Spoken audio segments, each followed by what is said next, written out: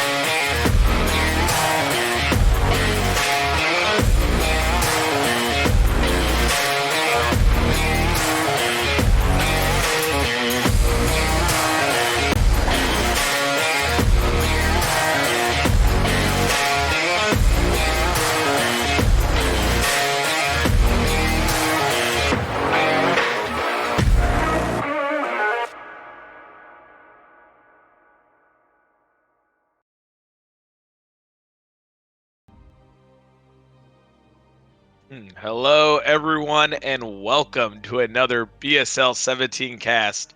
Here with me today is Doc Holiday. He's a little invisible, but I'm sure he's going to pop in out of nowhere soon. Doc, how are you today? I'm doing okay, man. I seem to have misplaced my body this morning. You know how it is on Saturdays. You go out Friday night, you're doing a little drinking, and then you just, sometimes you just wake up without a body. So a little unfortunate, but other than that, we're doing real good. Yeah, sometimes, you feel like all your weight's in your head after all that drinking. Oh, there you are. Boom. You're larger than life, too. Yeah, look at that. What an exciting day we have here. Group C, Bonth, DragOn, XiaoShuai, Julian. I mean, top players, top matchups for these guys. Going to be intense. Have a little Protoss versus Protoss to start with Bonth versus DragOn. I mean, Bonth, champion. Unbelievable PvP. Gonna be a tall task here for DragOn. I mean, DragOn's no slouch, though. Big Mr. Macro Man himself. I do pity everybody who has to go against Bonth's shuttle play, though, in this matchup, because, I mean, Shuttle Reaver is so impactful and such a particular skill.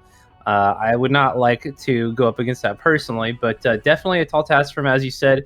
Bonth, clearly multiple-time BSL winner, just a big bad boy to have to go up against. But again, DragOn is scary, especially if he gets to like a nice stable mid-game where he's able to just macro super hard. He's got crazy good macro mechanics. So, yeah, I agree with you there. DragOn, not a slouch, definitely a fantastic player.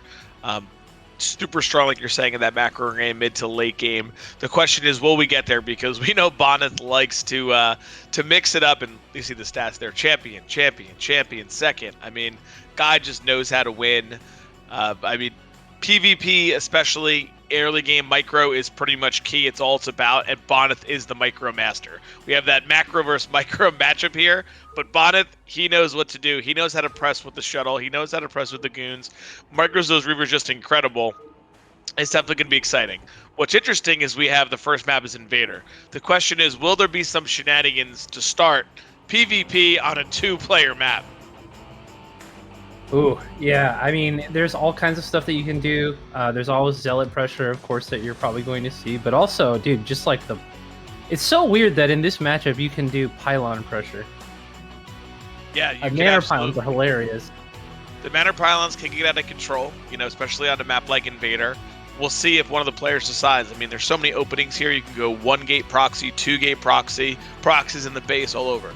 But let's see what these players decide, because we are ready for game number 1 here between Bonth and DragOn on Invader. Let's jump into the match.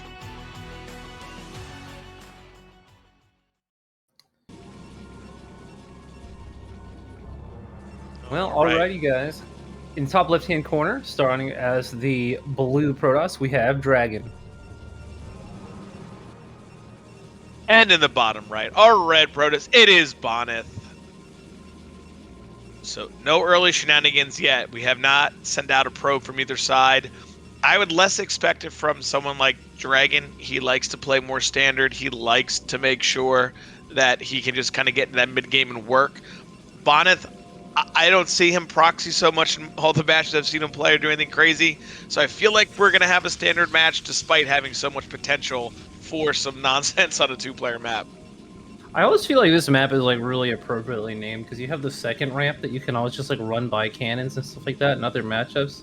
This really feels like the map where I run into the most BS on ladder. So I am a little surprised that we're getting a little bit of a handshake opening here so far. But I'm sure it'll pop off in just a couple of minutes once we get our units out on the field.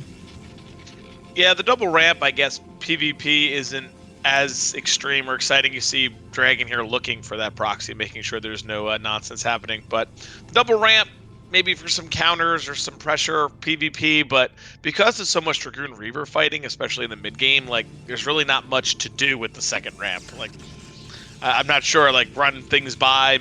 Maybe if someone decides to open DTs, they could find a way to run by stuff and get in the base, but nothing other than that really that's too crazy. Yeah, good luck getting a bunch of Dragoons up that little ramp. Yeah, you know, Dragoons like to freeze as it is, so start putting them into tight spaces, it's a real problem. Dude, I just started playing again recently, and I completely forgot about all of that crap. And then I started playing, and like I'll just have entire Hydra groups die because they just stop moving. Ridiculous stuff in this game. Oh, the fun mechanics, So both players here getting a probe into the other's base, gonna say, hey, this is all pretty normal, nothing too crazy. We'll see if players decide if they're gonna add a Zealot first or if they're just gonna go into Dragoon.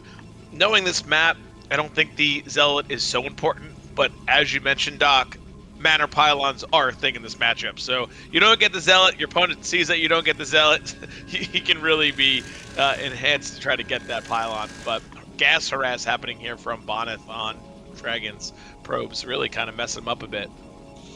Yeah, he's got that probe all soaked up, man, and being real slippery and annoying there at the extractor. I hate the probe harass in this game. It is so impressive when people can do it, but my stupid turn rate 8, like extra high drones, I can't manage to moving shot them at all. So this is like the most irritating thing to me. It like breaks my mental in like the first minute. Yeah, I mean, it's definitely difficult when it's turn rate 8 for sure. But you notice the gas difference between the two.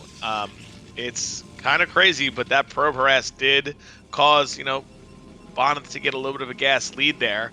DragOn putting down a second gateway right away on 21, so that looks like that he's going to go for some early pressure. Bonth doing that moving shot. Will he be able to get that probe? I don't think so. Oh, the other Dragoon comes in, so don't mess with my friend. But so the build difference here, we have a double gate here for DragOn. He's going to probably put on some early pressure with 4 Dragoons, where Bonth is going 1 gate Robo. We'll see if he goes Observer or if he's going to go right into Reaver Tech to try to push out. Observer's safer, but could face some early pressure and get busted if he's not careful.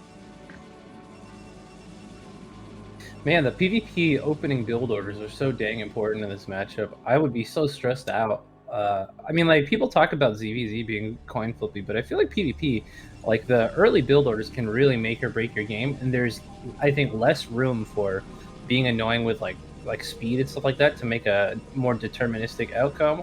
Because like, what if there's just a DT on the field, right? And you decide to go for a shuttle and Reaver instead, and the DT just blows you out. Dude, this got to be such a stressful matchup to play in tournaments.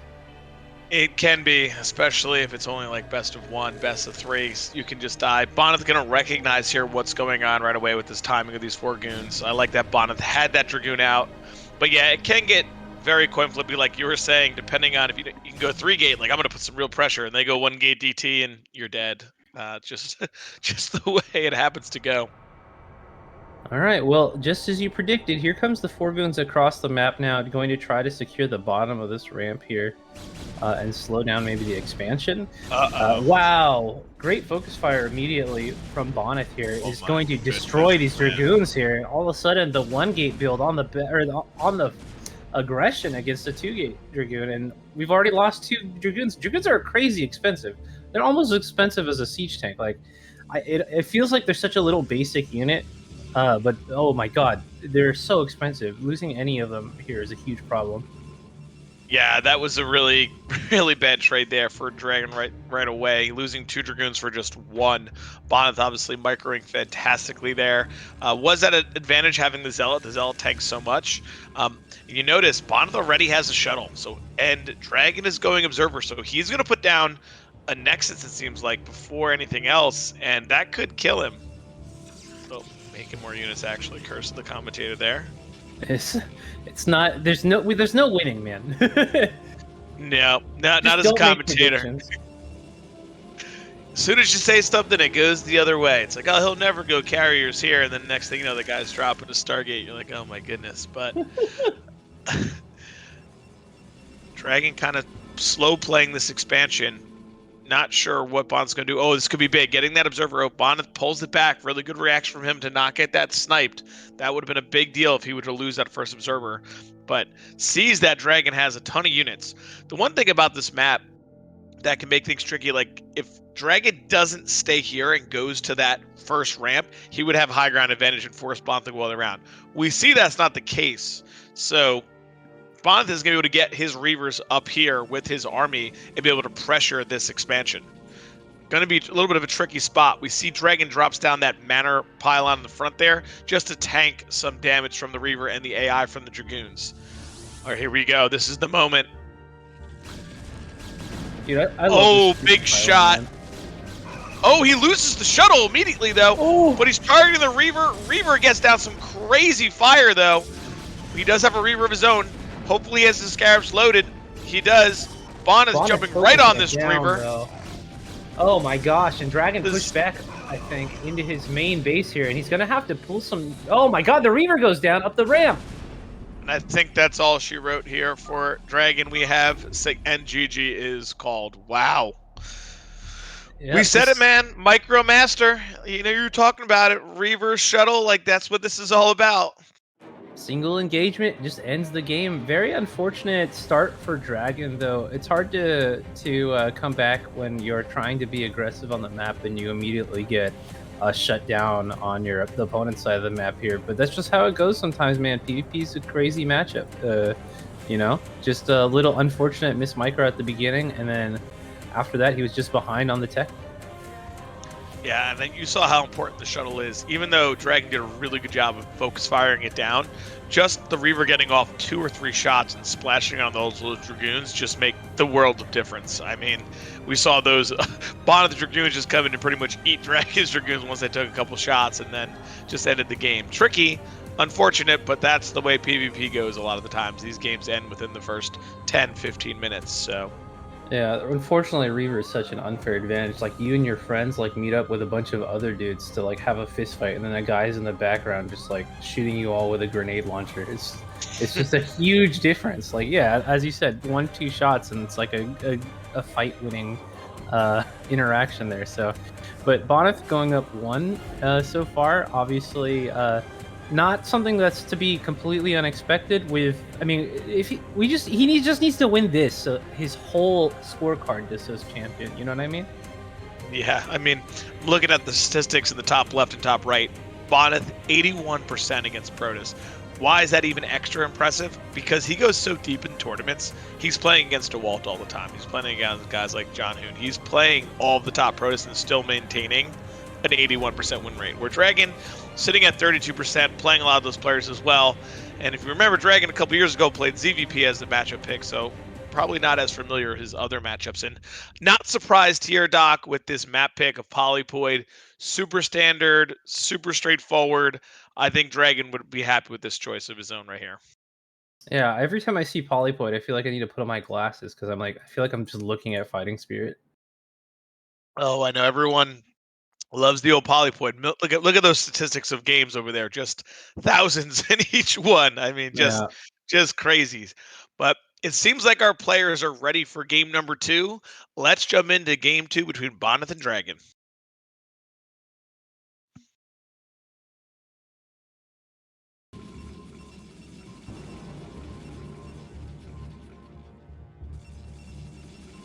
Alrighty, in the bottom right corner, 1 win away from going to the winner's match, it is Bonyth. And in the bottom left in the red, we have DragOn once again. I think, Doc, I'm going to make a prediction. I know it'll be wrong because you can't, as the commentator, can't really, pick what's going to happen. But I wouldn't be surprised if we saw the 10-12 patent Bonyth Zealot opening here on Polypoid with some heavy pressure. Yeah, that would be pretty sick. I really like to see the early game Protoss shenanigans, but you never know, man. I mean, you did say it out loud, so. Yeah, and that forward pylon tells me we're most likely going to see the 10-12 peer from Bonyth. He is a master at this. He just gets value every time, no matter cross-map, close positions, knows what he has to do. So I know this is a patented go-to build order for him. So I think we're going to see that here, and he's going to try to put DragOn under some really early pressure. Yeah, it was actually interesting. I kind of forgot that DragOn was a race picker for so long. So I feel like these are the situations, like once the early game is really messy and there's no clear, what exactly is going on in the game, that's when it becomes you need to have just tons of experience to be able to really parse out where each opponent's economy is and what's going on in the game. And so I think putting on this really early pressure is going to be pretty difficult for DragOn in the long run to even if nothing goes super wrong here, it always messes up the early game for you. You can't really rely on your build orders quite nearly as cleanly as you used to be able to. Oh, huge tip, $50. Thank you, Anonymous. We appreciate the support. Hopefully that'll start a little train going in. Appreciate it. And we see Bonyth scouts cross map, sees where the probe goes, so now he knows where DragOn is. And he is going to be super happy that it is not cross map and can press all the way through. This is so tricky, Duck, as a Protoss player to deal with this when you're going 1-gauge Dragoon, and it gets so bad quickly if you're not really on top of it with getting the Dragoon out, harassing the Zealots. If you just lose 4 or 5 probes, the game's almost over. Oh yeah, for sure. And it's a lot to focus on multitask-wise, just when the game gets really sloppy like that, I feel like there's some players that are really comfortable in that situation and other players that are really not. And I don't know, DragOn is not someone who has been particularly well known for playing really sloppy, kind of out of pocket games here. So we'll have to see how experienced and how good his early control is here. But it's kind of funny because in an ideal world, right, the Dragoon actually does really well in this situation. He just kites out all the Zealots. They never, he never gets touched. He's got his friend from his early Zealot helper, and you just kind of clean them up for almost for free, but it never happens that way. So I highly doubt it's going to happen this way with Bonyth Zealots on the way too. Yeah, we see the shield battery going up. That could be a huge deal. If he keeps these Zealots out, I wonder, oh my goodness. He goes through with the probe. He traps the Dragoon. Are you kidding me, Doc? Oh my God, the Dragoon immediately falls, and this Zealot is also trapped on the ramp. Oh my God. And there it is, GG. Oh my God. Are you kidding me, Bonyth, with that probe?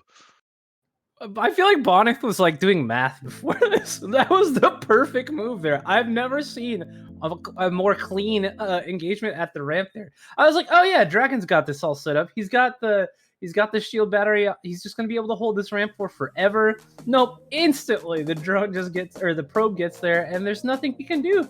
All of a sudden, DragOn just can't move his unit.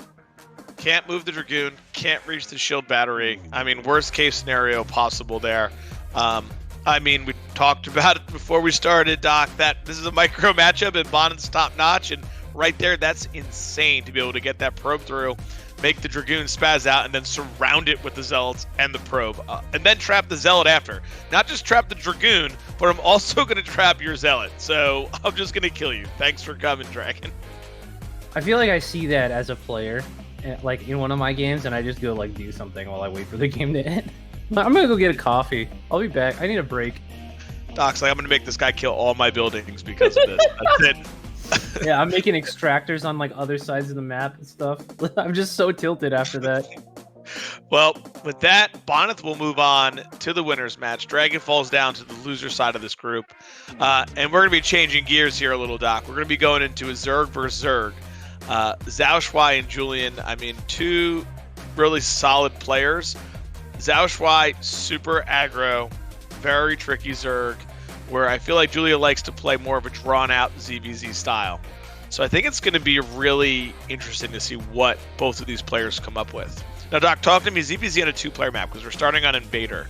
Is it beneficial to go 9-pool? Is it better to think, oh, you know, I'm going to go 12-pool because my opponent, like, how do the mind games Zerg versus Zerg start to kick in here?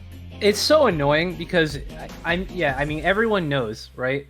That there is like the 9-pool versus 12-pool versus hatch first, where hatch first is like the big cheese where you're like, oh, I got away with it because he went 12-pool. Amazing. But honestly, if you're really, really comfortable with your mechanics and you think you've got really strong micro, I think you just 9-pool every single game. Because 9-pool can beat a 12-pool. It's difficult. But if you're super comfortable with it, you can make the difference with the small gap in the speed timing. And if you're like someone like, as you said, like XiaoShuai, who's very aggressive, that's probably what he's doing every single game in this matchup. I feel like 12-pool is such a big concession, and you have the chance to just get blown out by a hatch first. Yeah, I would just 9-pool every single game because it's the most consistent build by far in the matchup. And if you're super confident, I think that's what you normally do. Yeah, we see the statistics, can't speak today, for both of these players. XiaoShuai, champion in Asia for BSL17. That's crazy. You know, that's a obviously very strong group. 4th place overall in BSL15 and then 4th in BSL16. So he's always making it to the top 4. So he is no joke. You see his MMR 2450, insanely high, crazy. Julie over here spending some time in Gosu League, finally coming back here to Pro League. I think it's going to be a tall task for him as well here. Yeah, ZVZ is like, it's just the hardest matchup for Zerg to be super consistent at, unless you're like him at God level of control too. It's just so, I mean, it's so dangerous. You lose like 1 ling on accident because he gets stuck on a wall, and then all of a sudden you lose the fight by like 3 lings. It's so crazy how the micro can just affect this matchup, but like even just like the way that you make your arc at the top of the ramp sometimes. Yeah, I watched the Koreans play this map, and I think I'm like, wow, like no one can even make 1 extra drone. If the other player sees you make that extra drone, they kill you. It's like, wow, okay, you made 1 more drone, no, you're dead. I got you. I have to say, map-wise though, 2v2 feels like so much better, and just in the sense that like the advantage that you get if you have the Overlord in their base and they do not is astronomical. So having that factor not being a part of the game, I would say makes the average high-level player feel a lot more comfortable. I would agree with that, right? There's less of that coin flip feeling when you're able to actually scout your opponent right away. Mm-hmm. So I believe our players are ready. Let's jump into game number 1 here on Invader.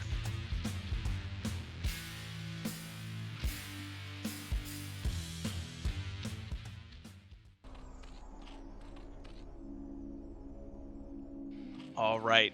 In the top left, the blue Zerg, it is XiaoShuai. And in the bottom right, we have Julia. Now, I wonder what the turn rate is of these games here, Doc, because I'm sure Julia would probably not be happy with that connection into China, which most of the time is turn rate 16 high at best. Yeah, we should just like make a digital wall so I never have to play against Koreans on ladder, because I feel like 80% of the time I'm on extra high when I play against anyone across the seas. Never easy. So we're going to see right away in this matchup if anyone tries anything tricky, what build orders they're going to be going for. So far, nothing, no 4 pools, no nonsense. Oh, we prepared for battle again. I love it. Double prepared now. Oh, we see a 9-pool here. Ooh, versus we actually having an overgas. Yeah, if I'm not mistaken, overgas is a pretty hard counter to 9-pool speed. Yeah, you just have more gas when the Spire phase comes, and so you can just have more stuff earlier. Pretty unfortunate. It's kind of a funny build because like it feels like there's like this triangle, and then overgas is just like out here to the left, like annoying the crap out of 9-pool.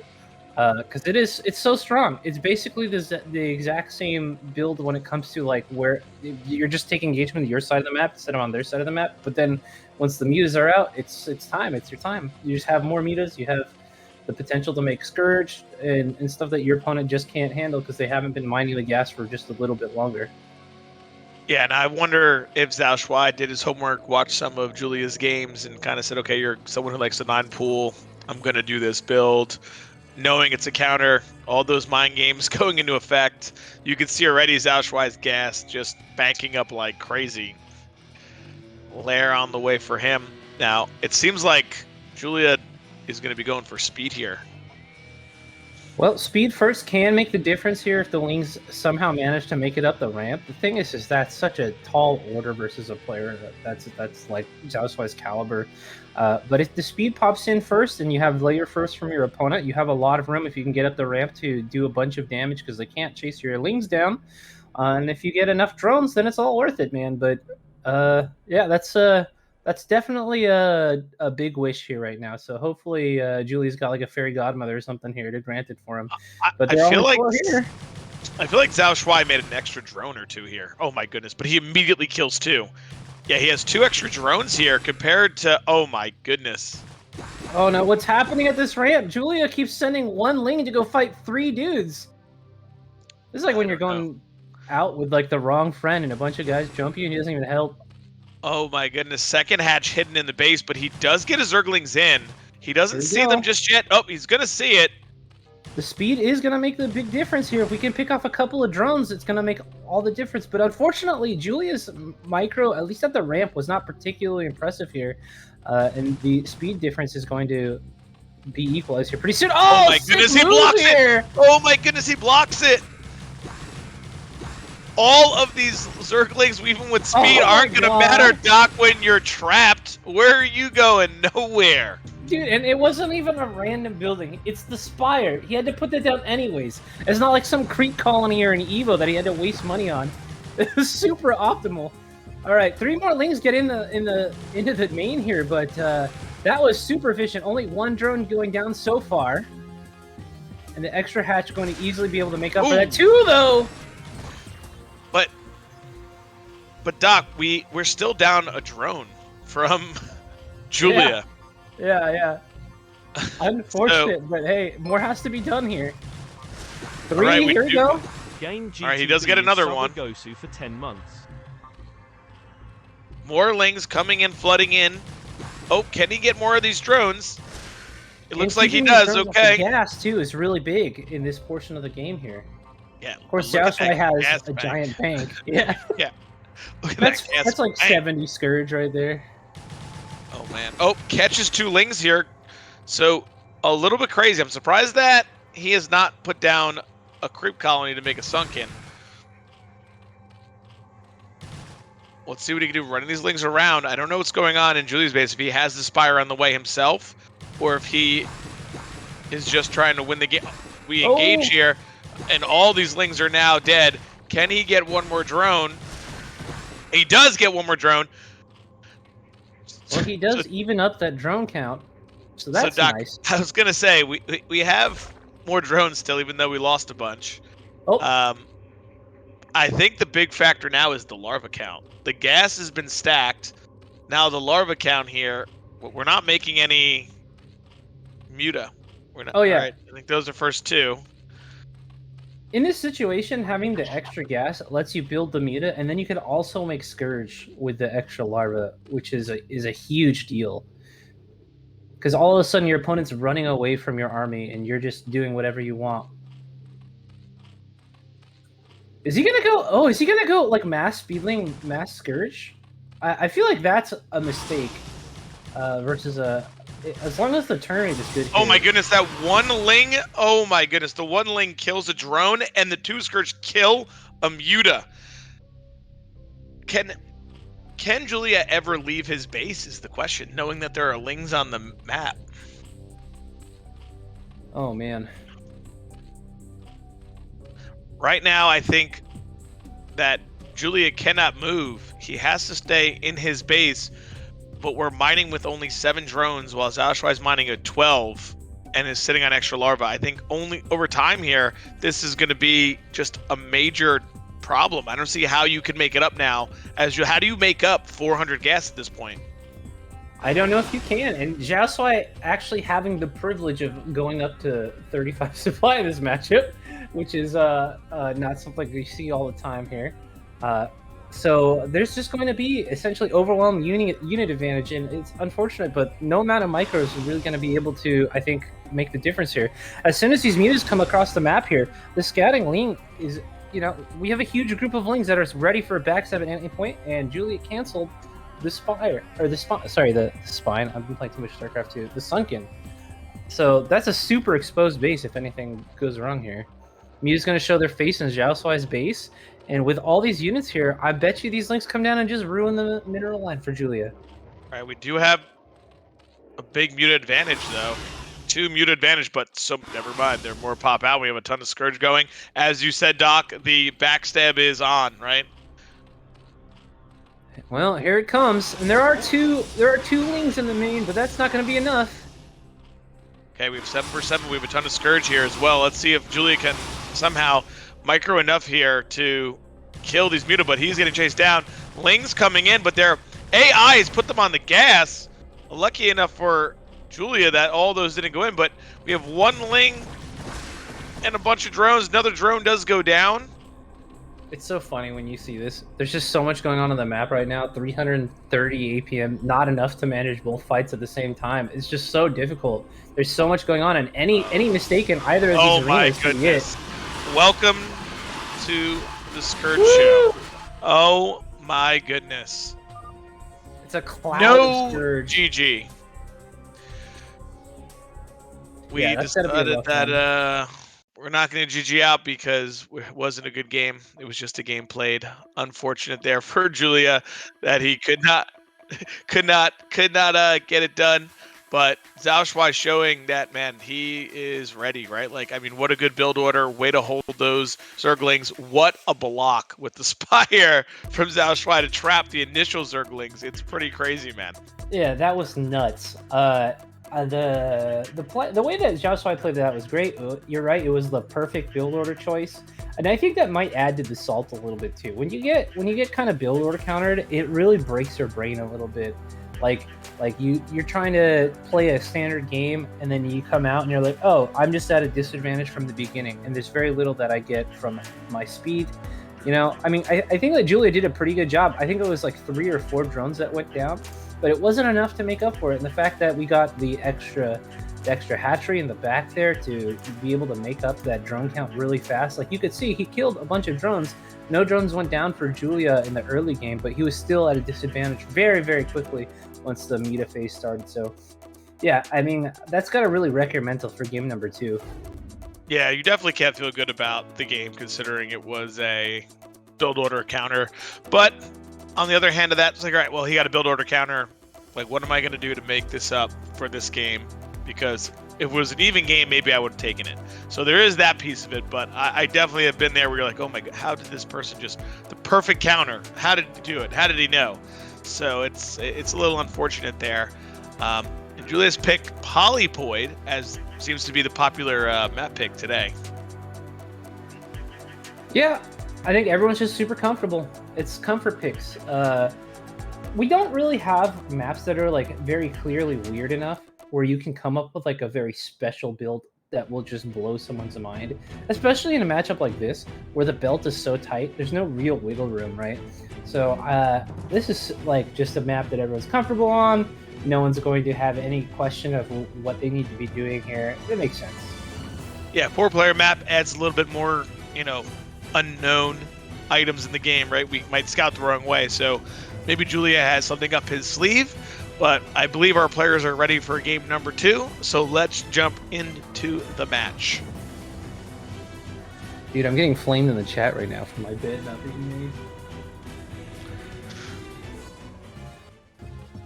All right, and here in game number 2, in the bottom right, 1 game away from going to meet Bonth in the winner's match, it is XiaoShuai.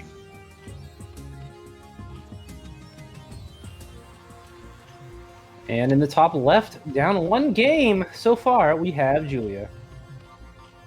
All right.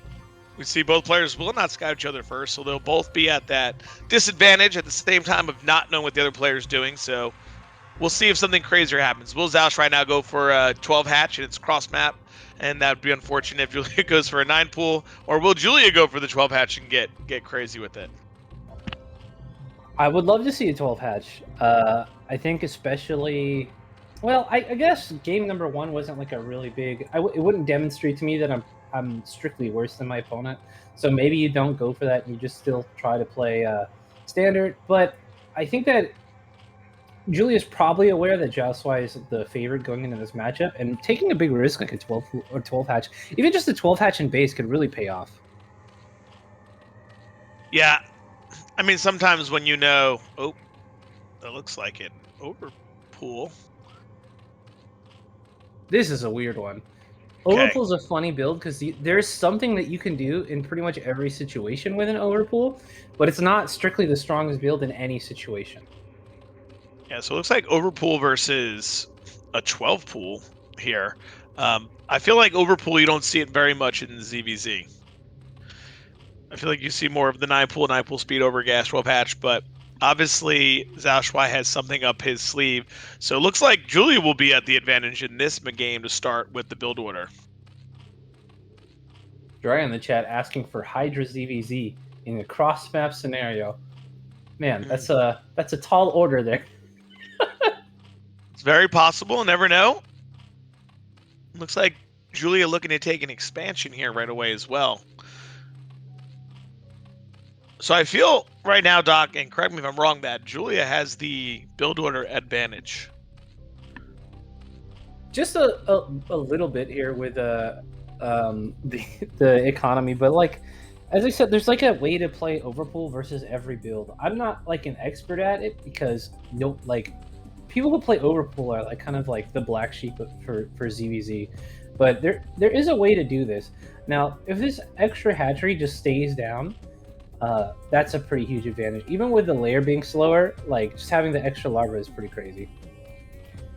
Okay, we see right into a lair. So will he have maybe a timing though that he can get mute out? We see him hiding lings behind the mineral. Is he looking to trap the lings of Julia on that ramp from both sides? Just a nice. We're heading to the bodega for a nice Zergling sandwich, man.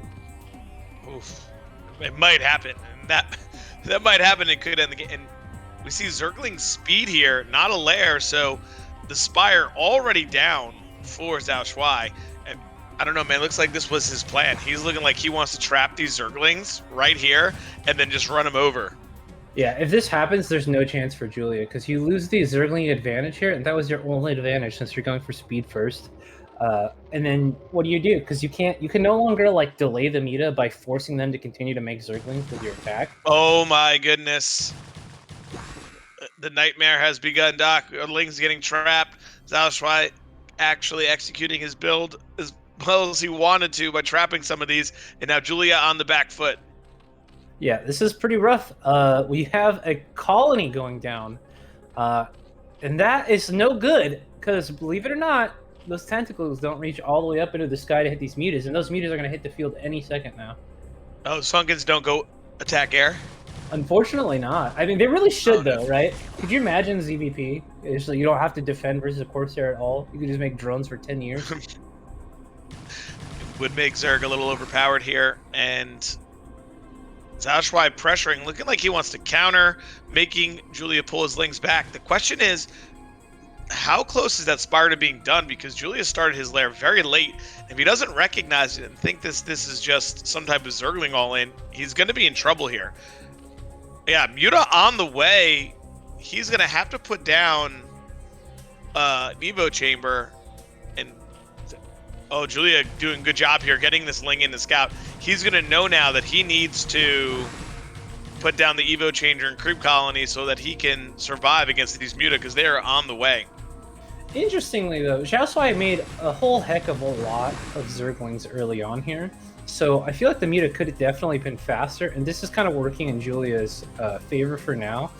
The only real problem is that making spores is so unbelievably expensive. it can take forever to get mutas out on the field afterwards. But with 2 bases and having that second gas, you can sometimes kind of make up the difference, because spores allow you to like go across the map with your own muta while you're kind of defended from the muta at home. So you may have a situation where you're being aggressive on the map and not needing to defend much at home. Drones. Oof. Yeah, I agree. There's definitely backstab potential, but I'm not sure if that. I don't think that spore covers the bottom part of Julia's mineral line. Yeah, he really needs to just cover that that gas, and then he can mine minerals as Nat, since he has potential for 2 spores here at the Nat. Oh man. Man, he's getting a lot of done early on here. Yeah, we see the drone count is evened up. So it seems that XiaoShuai is able to take a pretty good advantage here. Though Julia will have more larvae, so he should be able to mine, but his gas, he's not mining his gas, which is going to become a bigger and bigger problem, and Julia just taps out. Doesn't want to play it out. That's kind of interesting considering how deep we are in the tournament right now. But I think an experienced Zerg is going to be like, yeah, this is going to be such an uphill battle, and I'm not playing against some random scrub on the internet who I can take advantage of. You know, it's not like he can rely on XiaoShuai to drop a beat here and kind of let him back into the game. So I understand that. I thought he had, having the second hatchery as an expansion, you have more larvae, you could drone up and put a couple creep colonies down, put an extra spore. I know maybe it's not the most ideal situation, but it seems like we could have played at least on a little bit. But Julia decided that's enough. He taps out, which will send him down to the loser's game against DragOn, and moves XiaoShuai into what is going to be, I believe, a clash of the titans here. Bonth versus XiaoShuai. I mean, 2 of the top players about to get into it right here. Yeah, and that's going to be an excellent matchup. I have to say, the more I play and watch StarCraft, the more I come to enjoy ZVP. I really love seeing the giant armies clashing in the middle of the map. ZVP is so exciting because the Zerg has a lot of control and puts on a lot of pressure. And as soon as that lets up, it's like Templar time, and then the Protoss comes out. It's just fighting the whole time. It's not like a micro battle like it is in ZVT, where you're like just mutas trying to fight a small group of units in the middle. It's just all out slugfest the whole time. Yeah, and I know XiaoShuai is super aggressive in ZVP. He does all the sorts of builds that are very hyper aggressive, whether it be 973, 3 base with drops. He likes to get after it. So definitely going to be a challenge for Bonyth, but Bonyth, no slouch, as we know. His PvZ very strong, or he's going to have super strong micro in these fights. Definitely someone who could take XiaoShuai out. So this is definitely going to be interesting. Map 1 is Retro. I'm okay. I'm up to Doc. I'm unloaded. Yeah, Retro, first map, I think definitely can go either way. Definitely a strong map for Zerg to be able to camp certain bases, be able to take those chokes, and be able to get swarm into the late game. So be curious to see what Bonyth decides how he wants to play the game out. I think Bonth obviously loves to start with the Zealot openings. We'll see if XiaoShuai knows that, if he does something tricky like a 9-pool speed to start. But Retro, a pretty balanced map, so definitely going to be an exciting one here. Yeah, as a Zerg player, I love every expansion on this map. There's like no map, or there's no expansion where you're like, oh, I can't defend this. So, a defensive game from XiaoShuai might be good, but as you said, stylistically not quite up his alley. So I'm very interested to see what build order he chooses, because personally, I'm trying to be a more aggressive Zerg as well. Yeah, I think it's definitely going to get interesting and exciting here, and we see the matchup of these players, and both of them have champion in their statistics. They both go really deep in tournaments. They've faced each other before. They definitely have hit many times here in BSL, so a little bit of history. Should be interesting. We see XiaoShuai's biggest win rate is against Protoss, and Bonyth having an 82% win rate against Zerg. So, like I said, clash of the titans, 2 of the best here. Certainly. I also think it's funny when you see like a very disproportionate ZVP win rate, because one of my good friends, G5, always loves to complain about this matchup. So it's a tough matchup. There's no doubt about it. One little slip and you can fall extremely behind. So we'll see what these players got in them today. And here we go. I think our players are ready to mix it up on Retro. Let's get into game number 1.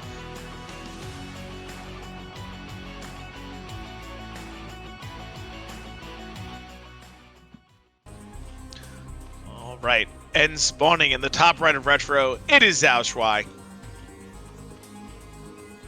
And in the bottom left, the king of the foreign scene, we have Bonyth. Yeah, Bonth usually likes to go with the Zealot openers. Very good, very strong. Obviously, his micro's incredible, so he can definitely pick off some Zerglings, pick off drones early. We'll see what XiaoShuai decides to open. I feel like in the early game, Zerg gets to dictate a little more of what the game type is going to be. Yeah, unfortunate for Bonyth, you do mention that he does like the Zealot openers, and those are so much stronger when you have a cross position as opposed, or not a cross position, an adjacent position to your opponent as opposed to the cross position. But even still, I'm sure he'll do fine. You can still make the build work. It's not like it's like, oh, I lose. So, but would be, I think, a bit more comfortable if we weren't in cross positions for a 1-gate opener. Yeah, I agree with you. The 1-gate cross map can be tricky. An overpool seems like it's going to be the choice for XiaoShuai. If Bonth recognizes, once he does recognize that it's cross map, he will probably only make 1 Zealot and take an expansion behind it. Bonth checking for that Overlord to see if it's coming down. Probably will. Oh, he's going to go to bottom right, it seems like, first. Good scouting pattern there from him. See if the Overlord is flying down. If it's not there, go check somewhere else. See, this is where when I send my Overlord in the wrong direction, it actually is better for me sometimes. You ever feel when you're not paying attention to what map it is, and you're just like, I wonder which tile set this is, and then yeah, I'll scout the wrong direction like 30% of the time in ZVZ, and then it'll end up working out for me. Yeah, that's a good trick, Stock. Good tricks up your sleeve. That's the 13 to 1500 pro strat right there, dude. Send the Overlord the wrong way. You heard it here first. All right, Bonth's going to see pretty quickly here that it's cross map. I wonder if he'll even send the Zealot across once he sees that it's overpool cross map. Probably want to just keep it home, take an expansion, maybe bring another probe down to block the ramp. Lings here. Oh, they're going to catch this probe. Oh my goodness, that's massive, Doc. Losing that first probe, really big deal. You really need to keep it alive for obviously scouting information, just in case the Zerg gets really tricky. Bonyth recognizing that pool first build, so he is pulling back that Zealot, is taking a Nexus right away. Going to probably block here at the probe and try to just hold on. Yeah, this is the situation as a Protoss, I'm sure, where you're just screaming. You're like, oh my god, now I don't get to know what he's doing until my Corsair comes out. That gas could be for a layer, could be for Hydras, it could be for anything, really. You could even get speed and then lean all in here at the natural. Like, there's all kinds of crap that a Zerg can do in this situation, and you're so comfy. You can even just not do anything. You can just take 5 hatches and just make Hydra. You can do whatever you want now. Yeah, this is the hardest part of the matchup, right? When you lose these probes and you can't get any info, you're just in the dark, so you have to cover everything. You can't leave anything open, and that's where the Zerg can start pulling ahead just because, hey, you're in the dark, you don't know what's going on. Fantastic. I'm just going to abuse you in one way or the other. Yeah, this is, I think this is really the part of the game that actually makes this the hardest matchup, or I guess the second hardest. I personally think CVT is the hardest matchup, but like this is the reason why I think that this is the hardest matchup for Protoss, is because you're at such an informational disadvantage for such an incredibly long portion of the game. It's not like you can just pick the perfect build order every time. You have to be very comfortable with not know what's going on and play really safe, and that often leads to like suboptimal decisions where you're making too many cannons or all kinds of weird stuff. But looks like we will be seeing a 3-hatch Hydra, at least to start here. We'll see if the 4th base comes down or not before this moves out, or if it's just going to be like a straight-up all-in. But probe, once again, getting denied here at the natural ramp, and that's just sad. Yeah, I mean, Bonth probably a little weird of like, oh, you kept those Lings up here. Why? Like, what are you trying to hide? We do see a 973. That's going to be out here for Zerg. Bonth going to pressure with these first 4 Zealot. I think this is a good idea here. He wants to force out more Lings. He wants to make him use that Larva. It's interesting that he has speed as well. That might trick Bonyth a little bit, because normally when you see these early Hydra openings, speed is not something that Zerg will have. This is a build order. Actually, I just watched a video on this version of the 973 where you get speed. So it unfortunately, like, it's definitely a better indicator that you're not going against Hydra, but that's kind of the problem with getting speed, is that you think you might be safe here, and unfortunately the bus is still going to come. You're just going to take care of your Zealots here first, so that way you don't have information, and then maybe you only have 2 cannons at your natural by the time this comes in. Who knows? And really well done here from Bonyth, blocking that ramp, not letting those Zerglings up. Now he realizes, okay, you have more Zerglings, I need it. Seeing the 3 drones may also be a tell. Uh-oh, can he pick these off? Ooh, gets 1 hit, but no. Bonyth doing a good job. He's going to get into that bottom right corner there to really lower the surface area for the Lings. Really excellent trade here for Bonyth. Being able to micro these Zealots, backing up, forcing the Lings to have no surround. Getting a ton of kills. Now he's going behind the minerals, lowering the surface area again. Wow. Look at this micro. I mean, are we really surprised? Though it is Bonyth. Like, I played against Bonyth on ladder once, and he killed me with 1 Zealot. It got like 7 drone kills. I believe it, but I'm a little nervous here. We only have 1 cannon down, 2nd cannon starting now. I like that Bonth doesn't have his cannons directly up against the forge. That'll make it a little bit harder for the Hydras to be able to pick them off. But if these Hydra get across the map too quickly, Bonyth could be in trouble. We'll see if he's going to send some Zealots out to tank some time. XiaoShuai just knocking down the forge, though. Happy with that to start.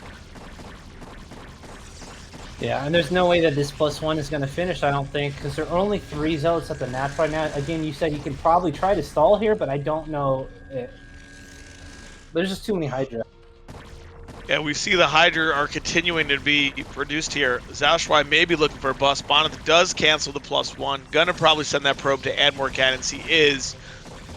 Range seems to be done here with speed for XiaoShuai. Will he go once he kills this forge to try to run up and start sniping these cannons? It looks like he has enough. 4th cannon warping in here. Yeah, I don't know if he's gonna go for it, man. We've got to wait and see now. I don't know if he's going to bust here. He does have his 4th base up at the natural. Here we go. The bust is now starting. Well, 1 cannon down, 2 cannons down. I don't know if this is going to be enough for Bonth to hold. Zealots are all down, doing a good job tanking, using the probes to block as many shots. Another cannon falls, but 2 more are morphing in behind it. It looks like Bonth has done it. It looks like he's held this bust. Yeah, this was a really nice bust attempt here, though. We didn't have any Hydras streaming across the map, so we can pretty safely assume that drones are being made back at home, that layers getting made back at home. And look how many cannons he has to replace, because Bonyth, unfortunately, just has to play safe. Yeah, he has to play safe and win the game. I mean, look at the worker count, right? He's up 22 workers. So he's in a really good spot. Just needs to get to Storm Tech, get everything out, get his upgrades going, double forge, and he should be able to push into a really strong mid-game. Yeah, we have +1 air weapons on the way here. So do you think we're going to see like some kind of like +1 Zealot, +1 Corsair, like big speed lot timing here? I don't see that many gates in the natural expansion, so I don't really know. Like, what is the point of getting +1 air here? Is just so in case mutas come out later? It is. I think he was planning on doing some type of +1 air, maybe leg speed move out, and he forgot to cancel him once he saw the Hydras. Like, all your focus goes to making those cannons. It would help if there is a muta switch later, but I doubt we're gonna see that right away here. Man, look at this. There's like a whole economy sitting out front of Bonyth's cannons here to make sure that he doesn't get busted. It's like, look at all these probes that are just not mining, but they have to be there in case there's too many Hydras outside. I think he's safe now. He should know that there's drones being made, hatcheries being added. He should probably put those probes back. I feel like this is a little bit too much of waiting to put those back. There's no reason to continue to keep them. I do like that Bonth is getting a robotics right by his natural. I wouldn't be surprised if he goes for a DT Templar drop, because he knows that XiaoShuai didn't get that fast lair. He probably does not have Overlord speed or Aspire down just yet, so he should have the ability to get some harass done. And as you see, 2 DTs are being made, so I think we're going to see a drop. Do love to see drop play, especially in a situation like this. It can just end the game, just outright. Sometimes it's just disgusting, especially since Dark Templars don't alert you if you're just too focused in on a certain part of the game and you're not looking at your main mineral line and they're just hitting all of the drones. It's like, oh, where did all my drones go all of a sudden?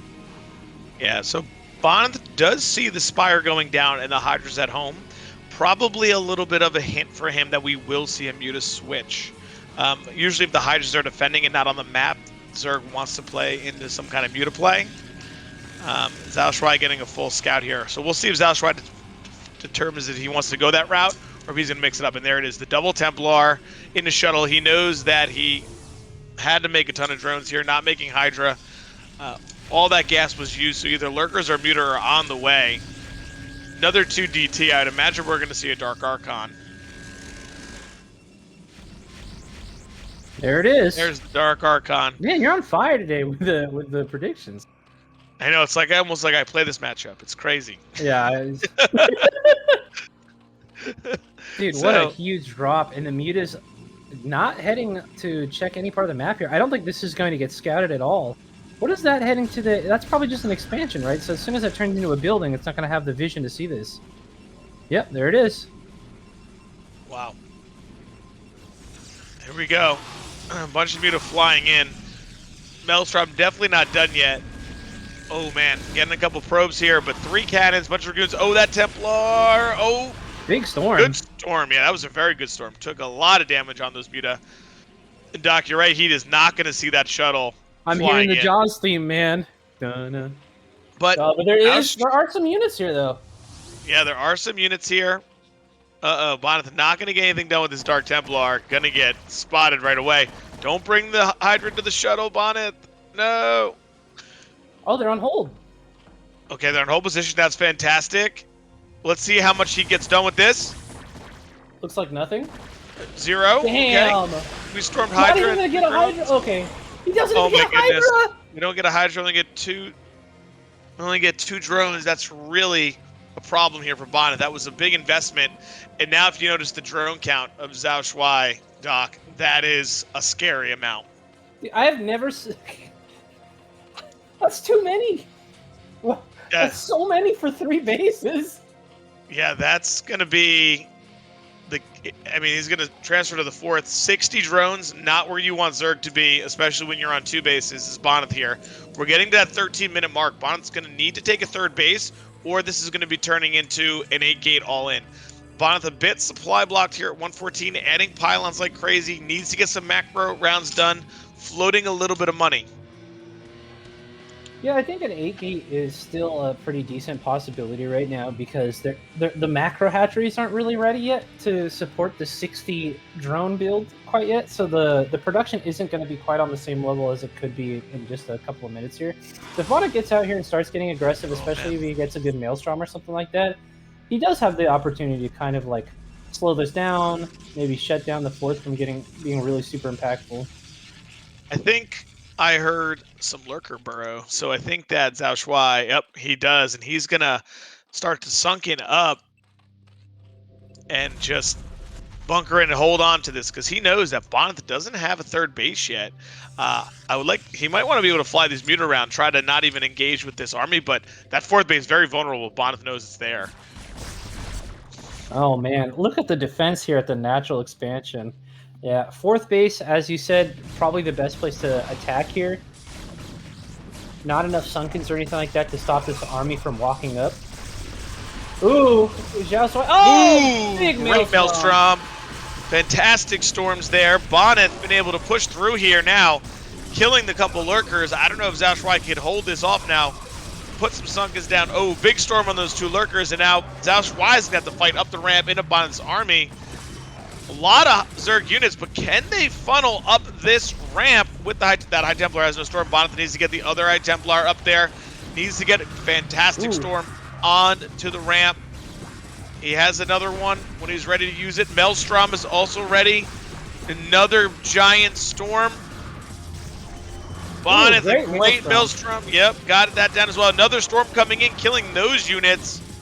Bonth setting up a fantastic arc, just killing everything. Getting that hatchery, trading really effectively, putting up his third base. Scourge coming in here to take out that Observer. He does, but Bonth could just run to the left. Yeah, honestly, I'm a little surprised that he didn't try to save the Templar. Because, you know, producing that many goons and having to reproduce them when he's been off of only 2 gas this whole time is not something you really want to do. But that was an excellent fight for him.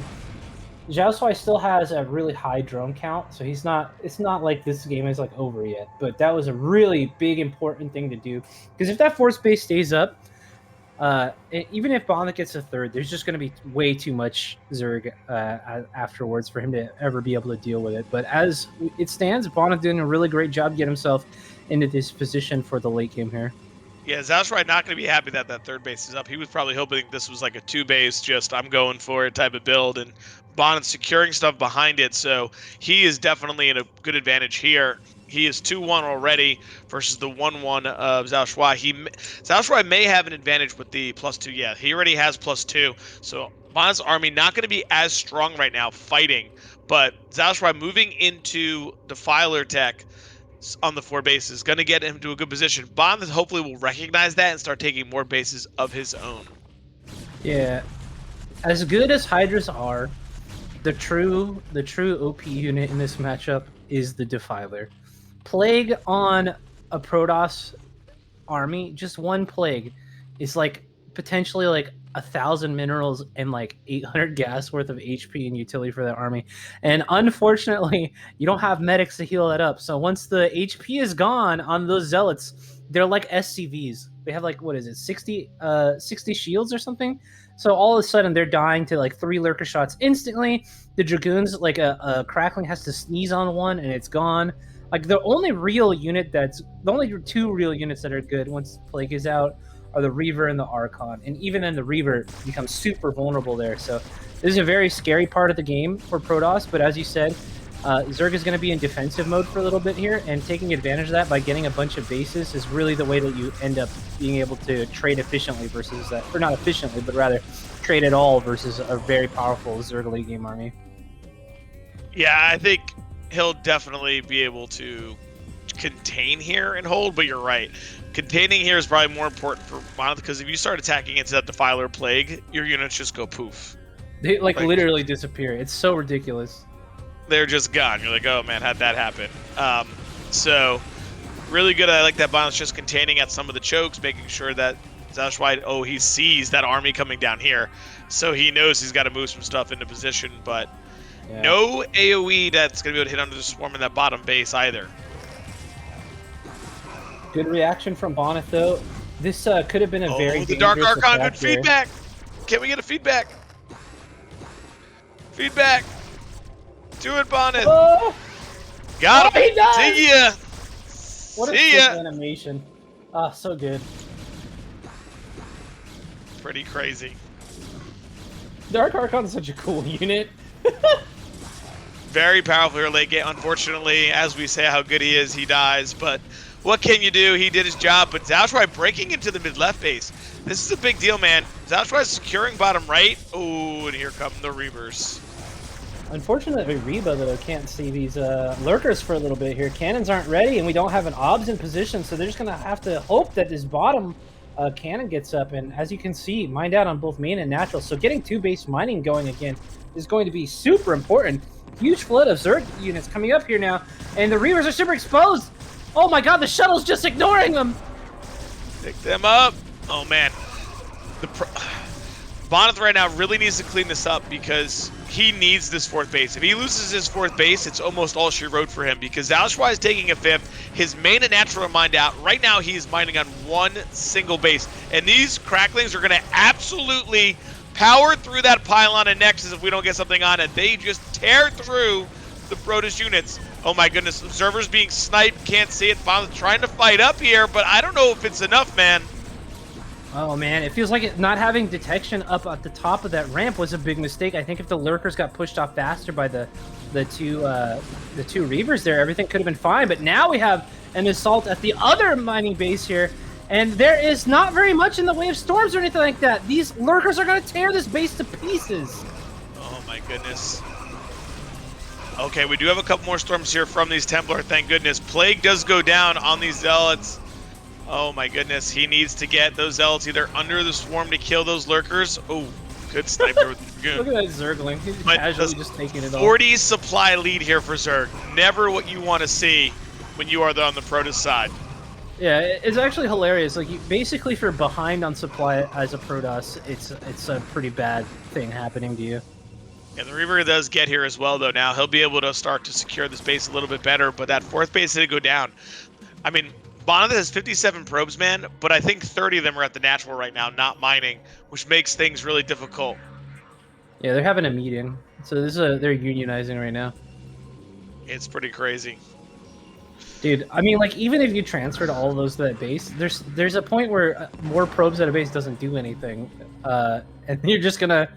This is like the last gas for Bonyth. I don't even know what he can really do, because even if you kill 2 bases here, XiaoShuai is kind of in an alright position. He's got lurkers up the ramp at these new bases here. He's all over the map to make sure that Bonyth isn't sneaking anything. Like, you have to, like... there has to be some kind of miracle to happen here. Look, we already have the Nidus about to start some static D over there as well. Look at that. Look at the spread of the lurkers. Good luck pushing into that at all. Yeah, it's going to be tricky here to try to push in. I think Bonth is going to play very defensively, try to take another base, but in the same time, XiaoShuai is now taking top left, so he is just adding more and more economy and making sure that he can get ahead. Bonth probably should start long-range mining with those probes there, at least get some use out of them while he sits, but XiaoShuai in a commanding position right now. I think I know what Bonth has to do. I think he's got to steal a drone and then get Plague and Darkstorm for himself. There you go. Easy. That's it. Late game, fly that speed shuttle in. Bonth now seeing the bad news that XiaoShuai has bottom right and top left. Oh my goodness, that shuttle. Okay, it's going to get out, thank goodness. Bonth, that would have been a terrible, terrible thing. But XiaoShuai setting up to crush this army altogether. He's now trapped it. He's going to swarm through, but he's going up. Is he going to continue? Big storms going down. Oh my goodness, massive plague. XiaoShuai kind of surround this army from this side, but right now, oh my, the plagues, man. The plagues, man. And I don't know if you know this, Doc, but those Dragoons, once that Cheetos dust goes down, they don't do much. No, unfortunately not.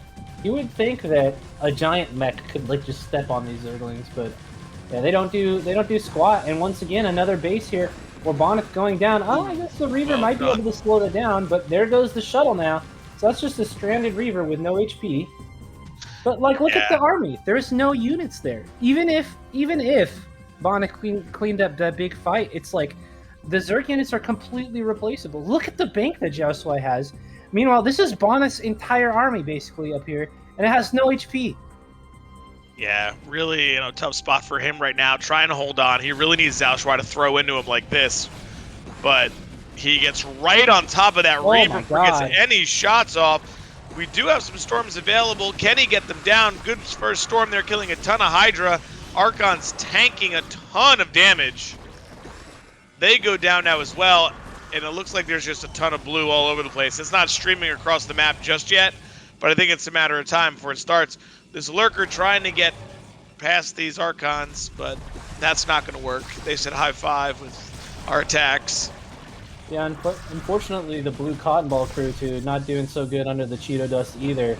So it's really just these two slugs in the back here that are doing all the work right now, and they're in a very risky plane, dude. Wow, and Bonth is just trading crazy effective here right now. I mean, actually insane, yeah. He has closed the supply gap within 10. Just insane stuff from him. Wow, this is the kind of trades he needs to get back in this game.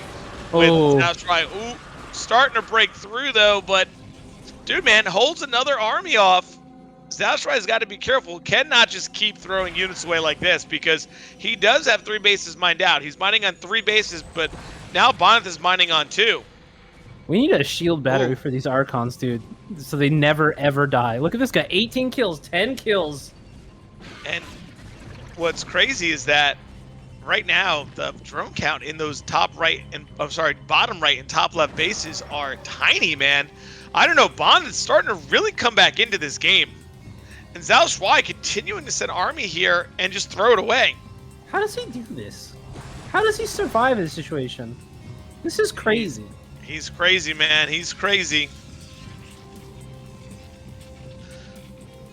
I feel like Bonth has definitely got himself back into it. He's now taken supply lead after being 40 down. We have XiaoShuai trying to take another base bottom right, but this base is starting to mine out down here. And XiaoShuai going back to saying, you know what? I'll let you stay on your 4 bases.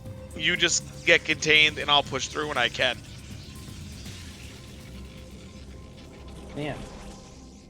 You know, as advanced as this Protoss technology is, they're kind of like, kind of ecologically irresponsible. This building is on fire. No one wants to repair it. It's just gonna be on fire until someone kills it. They just don't care about the right to repair, man. What's going on? They just throw everything away as soon as it breaks. Probes just slacking. They're like, we're such a high tech raised Protoss that we shouldn't have to repair things. It should just live. Imagine being this Nexus and your right leg is on fire too, and just no one's helping you. They don't care about you. The probes are like, we mine and that's it. Mine and warp things in. I just like to imagine that in its head the Nexus is just screaming. It's like, help! No one's doing anything. So I think as we go into the late game here, I think XiaoShuai has refocused his plan to win the game, right? I think he's saying, you know what? Ooh, no plague? Yeah. Take every base. Oh, got it all. I'll just take all the bases, mine as much as I can. Force your army onto the map, and once I trade out your army, I'll win the game. Because where does Bonth take his next base? He's gonna have to push to top left or bottom right and take that base. All right. Well, Bonth finally on the map again. At least it's a good sign. Like, if you're walking out on the map, it's like a strong indicator that you're no longer literally about to die. Yeah, oh my god. Getting some good trades here. Archon Reaver, extremely strong. There's the catch-up once again, unfortunately, man. Those Yeah. Reaver's going to be very fragile again, but that's just kind of the way of a ZVP in the late game. Defiler's going to be everywhere. Yep. XiaoShuai knowing he really can't attack up to that base. I think he's going to look to just try to kill this army, knowing, hey, if I take out this army, I'm pretty much secure this game. Oh, those Reavers, not the smartest, as we... Oh, my goodness, both Reavers go down, and now all of a sudden the swarm is coming in from both sides. Bonth does have some swarms, some storms. Can he get it going? Oh, my goodness, Lurker Drop killing the probe line there, and Bonth's army getting wiped out here bottom right. I think this is going to be the final blow here from XiaoShuai to finally kill Bonth off. Yeah, man, that was certainly quite a valiant effort there, but losing all those Archons is a really huge problem. They were keeping him alive. It was the beef that was standing in front of the Reavers here, and as you can see, just Hydras are basically free at this point, and they are really decent at dealing with unprotected Reavers. You can just run in. Sure, you lose a couple to a shot or two, but they have great range. They're just super fast. They do great damage, and especially with plagued Reavers, it's like the blink of an eye and they're gone. Yeah, pretty crazy here. Bonth not giving up, gonna fight till the last probe dies. Yeah, bottom center is like essentially a non-base anymore, and every other base has got something blue on it, so pretty rough here for Bonth at this point. Yeah, I think you get in these positions, and XiaoShuai take in the middle of the map as well. And you know what? You're in this part of the stage of the tournament. You don't want to give up. You want to make your opponent work for the win. Really, let him fight to the bitter end. And as we see here, Bonth is doing that, losing the rest of his army, and there's the GG from Bonth. Really well played, man, from both players. XiaoShuai showing us his macro into the mid and late game is incredible. He almost slipped up there, Doc. I think he almost threw the game away by attacking that mid-left base. Bonth showing his incredible micro to live down 40 supply against Zerg, but able to get the win is XiaoShuai. Yeah, it's a little unfortunate because it was a bit deceiving looking. It was like, oh, Bonyth is doing so good right now up at this base, but then you have to realize like XiaoShuai had literally infinite money. There was no situation in which throwing away units at any point was going to be like a terrible idea, because Bonth the entire time was just trying to build up an army that could allow him to get on the map and start being proactive as opposed to reactive there. And so even though the trades were really not that great for XiaoShuai at that base on the 9 o'clock, it was just like any units going down at any point in the time was totally fine because XiaoShuai had the entire map. So a little unfortunate for Bonyth there, but an excellent game played by our Zerg player so far. And of course, that wasn't a particularly weird map or anything like that. So XiaoShuai looking to be in a really solid position to continue this series out. Yeah, he's definitely in a good spot here. I'm starting to think about what map, if I was Bonyth, I'd want to pick. I would avoid Zerkin Breakers. Definitely too strong of a map there for Zerg. Invader's not a bad PvZ map, but it's a Forge first map, which Bonth doesn't like. So I'm starting to think that he'll pick a map like Neo Dark Origin, or never mind. Why am I speaking? Here it is. We have Apocalypse. So Bonth going to this 3-player map that is Apocalypse, easy to secure your third base, but have to be careful of the lurker high ground contain. Yeah, nice thing about this though is that the high ground, if you're not getting contained, you have to defend 2 places as opposed to just one for taking a 4th as a Zerg player. So that does offer a little bit of a way to attack there in the mid to late game. All right, well, our players were ready. They wanted to jump into it. So here we are in the top center here of Apocalypse. We have Bonyth. And in the bottom right hand, we have XiaoShuai. The other thing to note about this map, Doc, is the drop potential here for Zerg. And the way that this to me, this is a disadvantage for Bonyth, because XiaoShuai can contain in the front and then start doing drops into Bonyth's main from the same area.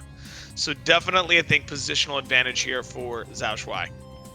Yeah, that's super annoying. It's kind of funny when you have these 3-player rotational maps, how someone always gets the short end of the stick with the spawning position when it comes to drops in general. But I mean, we'll have to see if it gets there. Bonyth, as you know, traditionally very aggressive, micro-oriented player. Maybe he just is putting pressure on the entire time.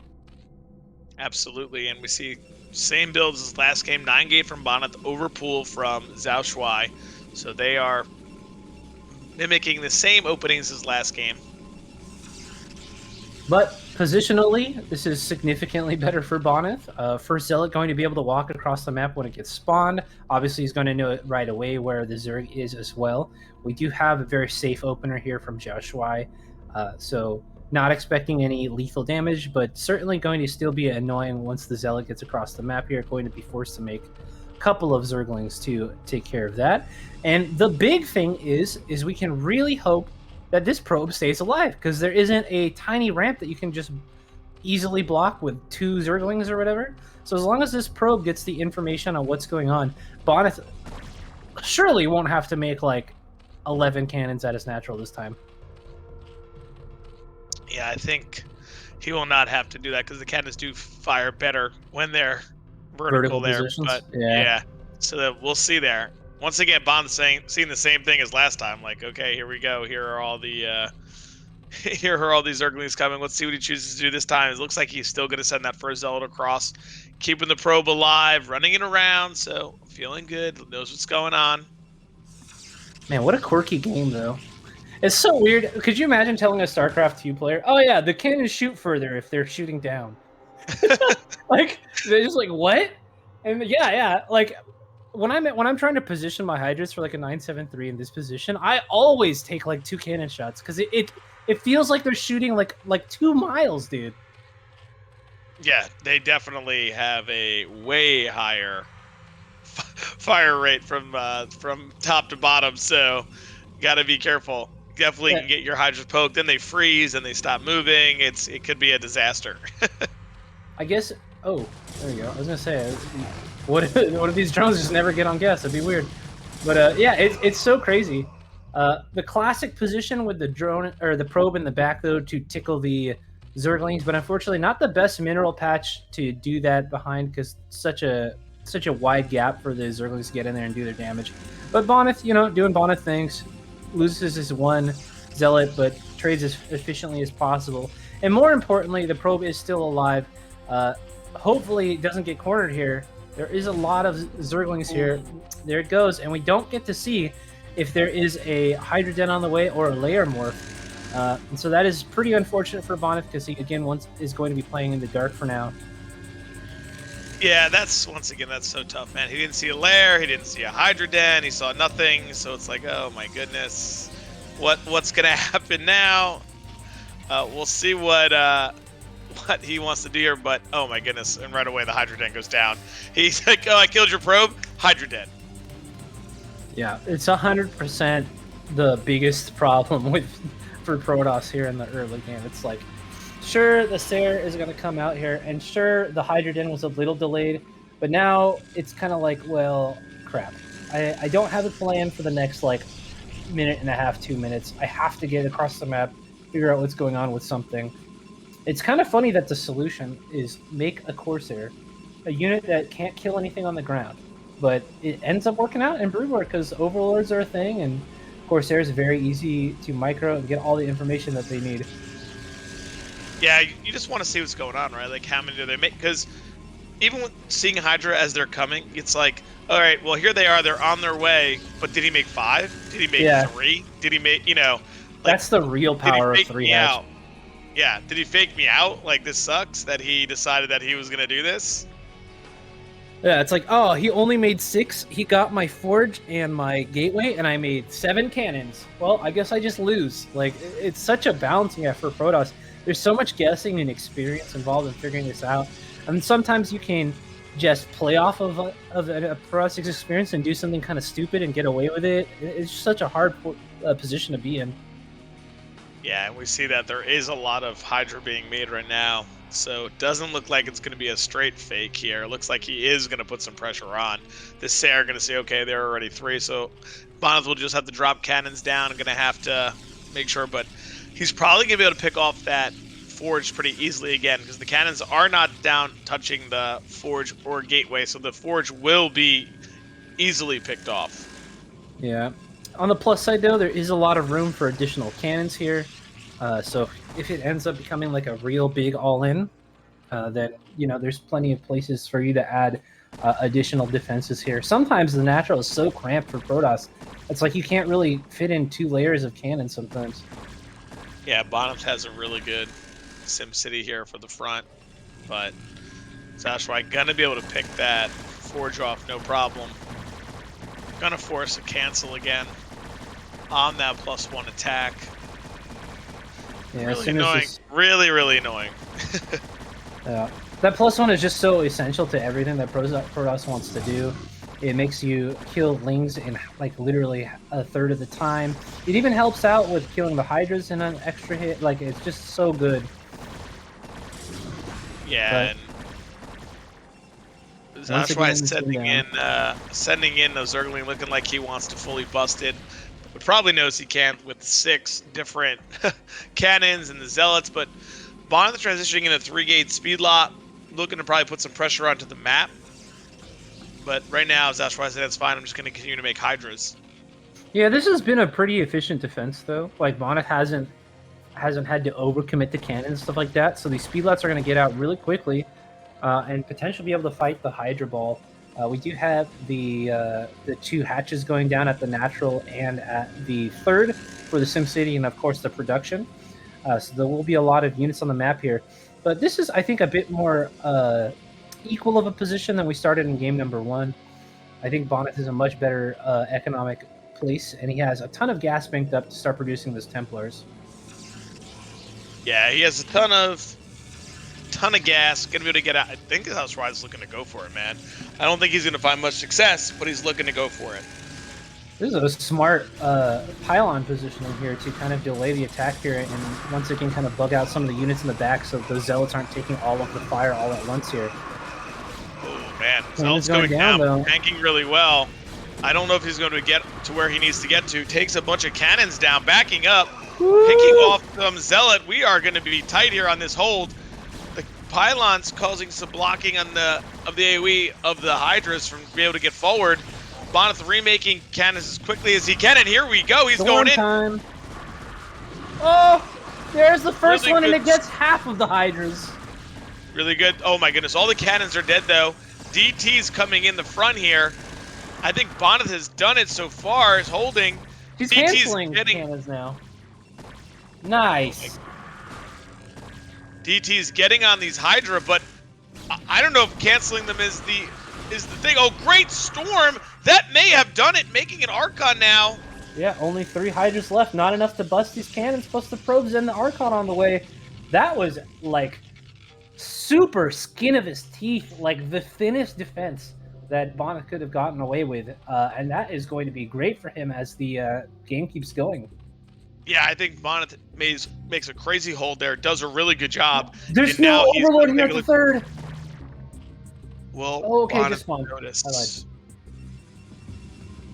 Okay. Game stabilizes here for Bonyth on 50 probes now to the 33 drones of XiaoShuai. Bonyth should be noticing with his Sair, oh hey, you're dropping a ton of drones. Like that means your army is not going to be big. Wants to probably get on the map as soon as he can get his Protoss army ball together here. Yeah, we do have 6 gates, you know, just warping in units back to back here. There's going to be a huge Protoss army here. And honestly, look at these Templars. They're just chilling. They're just banking up energy. They're just Banking taking up a nap.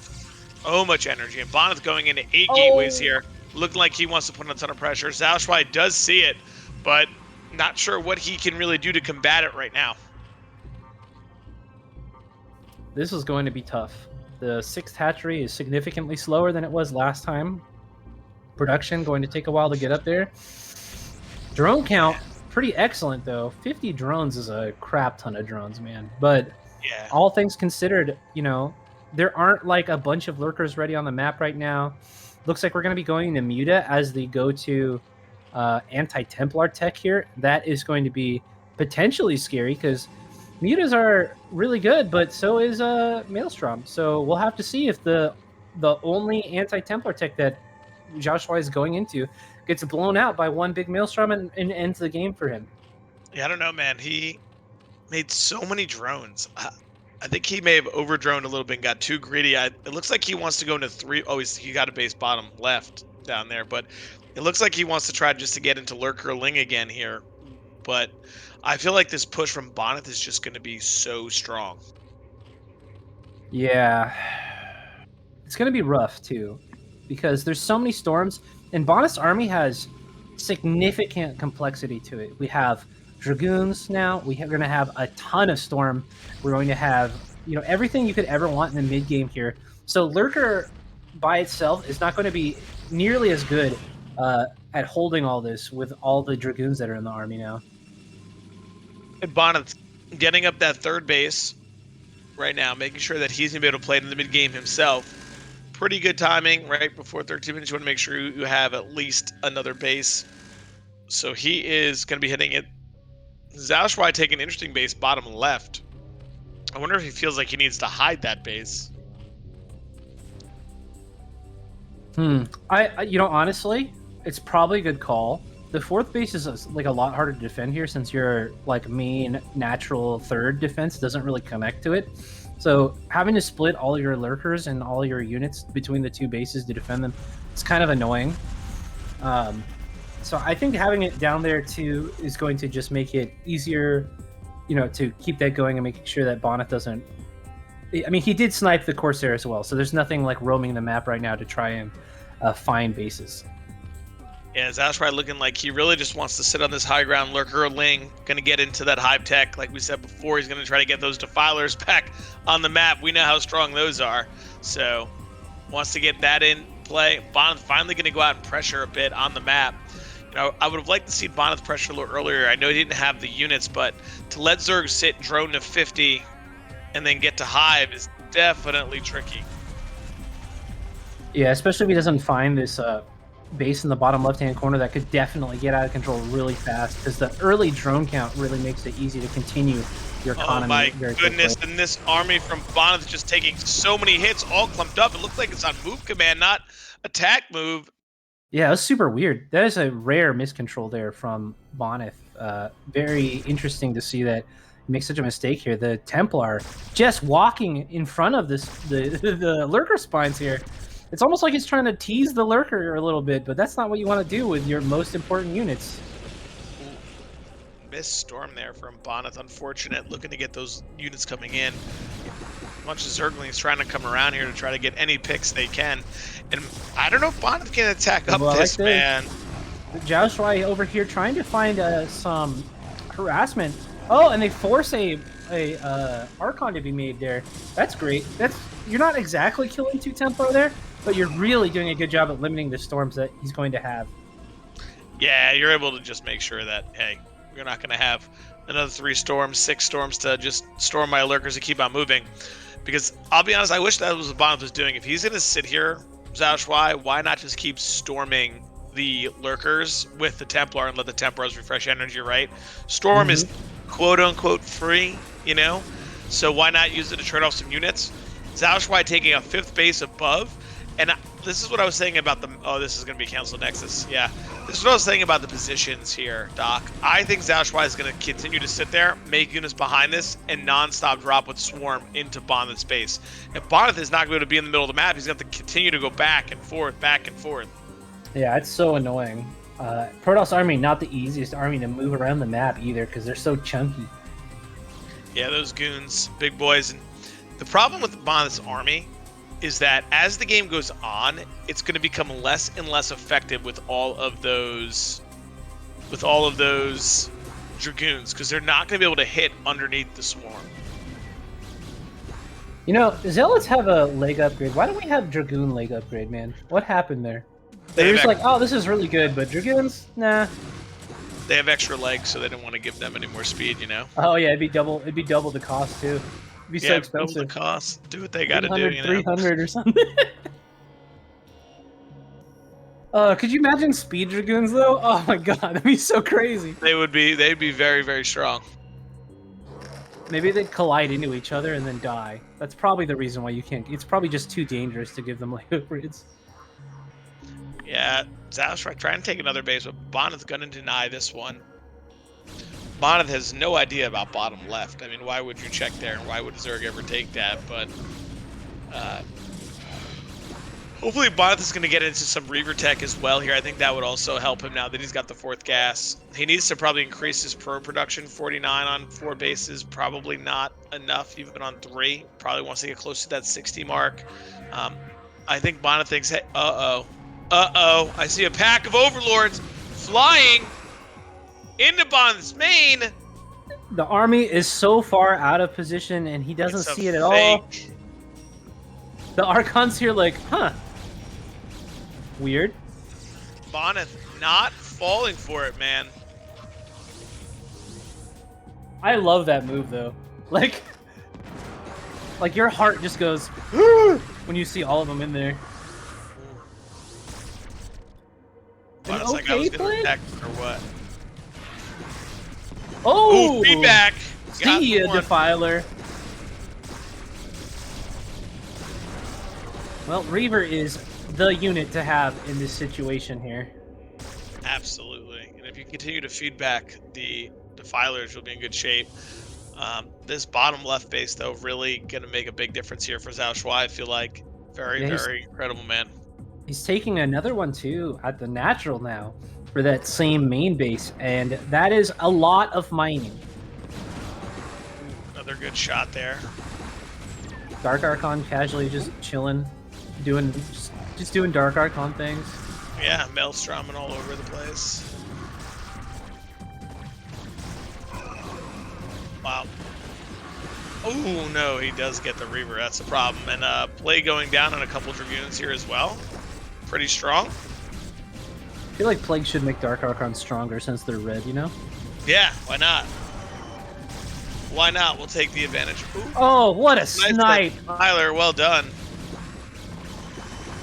Some fresh reinforcements here, though. Two fresh Reavers and no Defiler in sight. This is great. This is the where you want to be.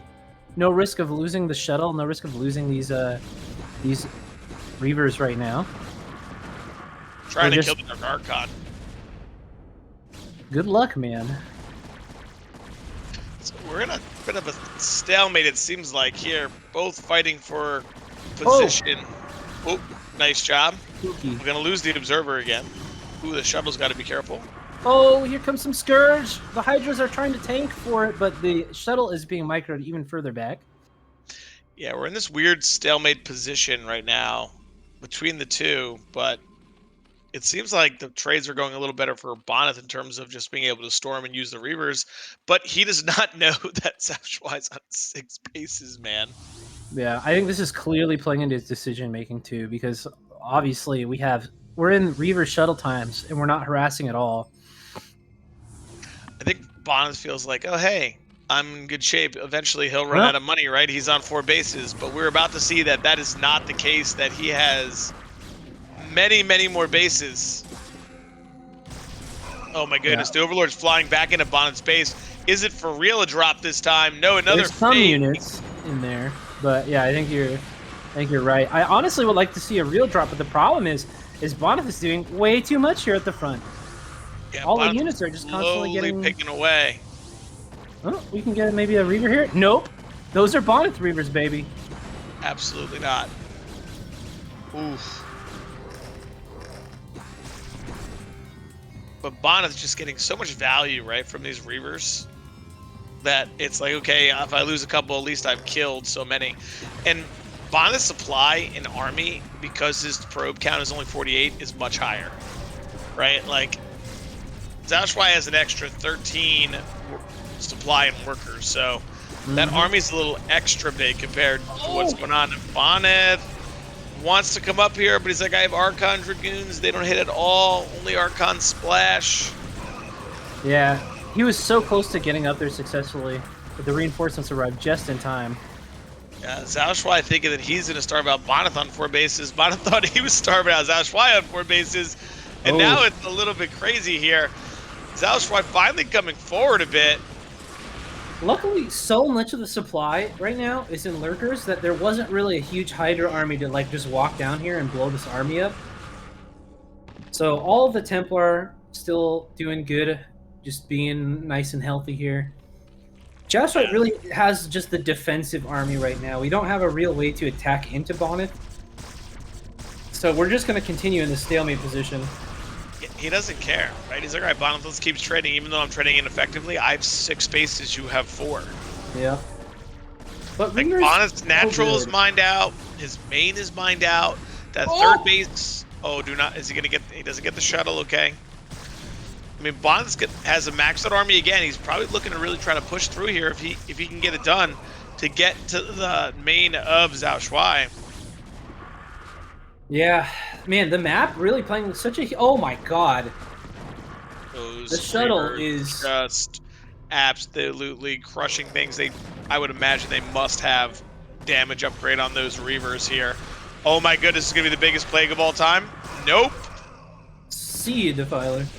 Bye, Defiler. Thanks for coming. Has Bonth done it? Has he finally able to break up the ramp here? I don't know. Reinforcements coming in here for XiaoShuai again. Dude, oh my god, what a storm! On many lurkers and Hydra. The Reaver's going down though. Oh no. 2 Reavers die again. There's no obs here. The obs got picked off, and XiaoShuai's taking another base. It's like, I don't care, man. I'll take another base. Why not? But Bonth does have a good bank. I mean, those 2 bases are healthy. We haven't transferred probes from the main or the natural. Definitely some trouble here. Nice thing, though, is that slowly, we're just starting to add more and more Archons to the army, and they're so good at standing in front of the Reavers while they do their business. Yeah. You know what I'd have loved to see in here, Doc? A recall. Yeah! I've had this conversation before. Dude, Arbiter super late game is actually so worth it. It is such a money unit, man. Well, I think if you know, Nyokin and I were talking about this a couple weeks ago, like, have some army in the front there, storming and whatnot, right? But then recall into the main, because Zerg has his entire army here, and to move all these lurkers would be absolutely devastating. Yeah, this is a super defensive, super immobile army. Like, there are Hydras here and there to make sure that you're not getting harassed or whatever, but just like you said, like, you can't really go back to your main or whatever. It's not like you have a Nidus to everywhere. Exactly. And Bonth's just picking off these units here, little by little. I think ZZZero wants that other bottom middle base there at like 5 o'clock. Come on. Oh, wow. I thought it was like a DT or something. He got blown up. Oh, the Reaver's a little forward, though. Big storm on these Hydras. Other Reaver goes... Oh, but here we go. Replacements. We're back. Time to continue to be annoying. Wow. This is such a... Dude, this map is like... The high ground here is playing such a huge part in what's going on here. Ooh. Bonth is trying to storm off the Defiler, doesn't quite get it. More Reavers, 3 more Reavers creeping up from the back here. And we are just at a weird stalemate in the middle of the map here, just fighting non-stop in this area. Another Reaver. 4 Reavers now in the front here with a ton of Archons. But, oh no. XiaoShuai trying to take Bonth's extra base and less mining base down, but there are a ton of Templar Zealots and the speed shuttle for the Reaver coming back over here. He is not going to let this base fall. It's like the first aggression from XiaoShuai. Oh no. It seems like Bonth's army going down in the middle. And Bonth's supply now has plummeted, Doc. We are at 130 to 160. But we know that he can fight, Plague on both of those Reavers. Yeah, that was really unfortunate, though. I think that was like 4 Archons going down, because we only have 3 left in the middle, and there was a ton before. Yeah. Unfortunately, it looks like XiaoShuai is finally starting to pick away at this Protoss army in the middle of the map. Bonyth probably having some frustration trying to push through here, and this just keeps happening. Can't break up this high ground. I would have even loved to see maybe 3-4 shuttles, like PBT style, man, just flying into the main and dropping, harassing big aggressive move here. Oh no! Shuttle goes down.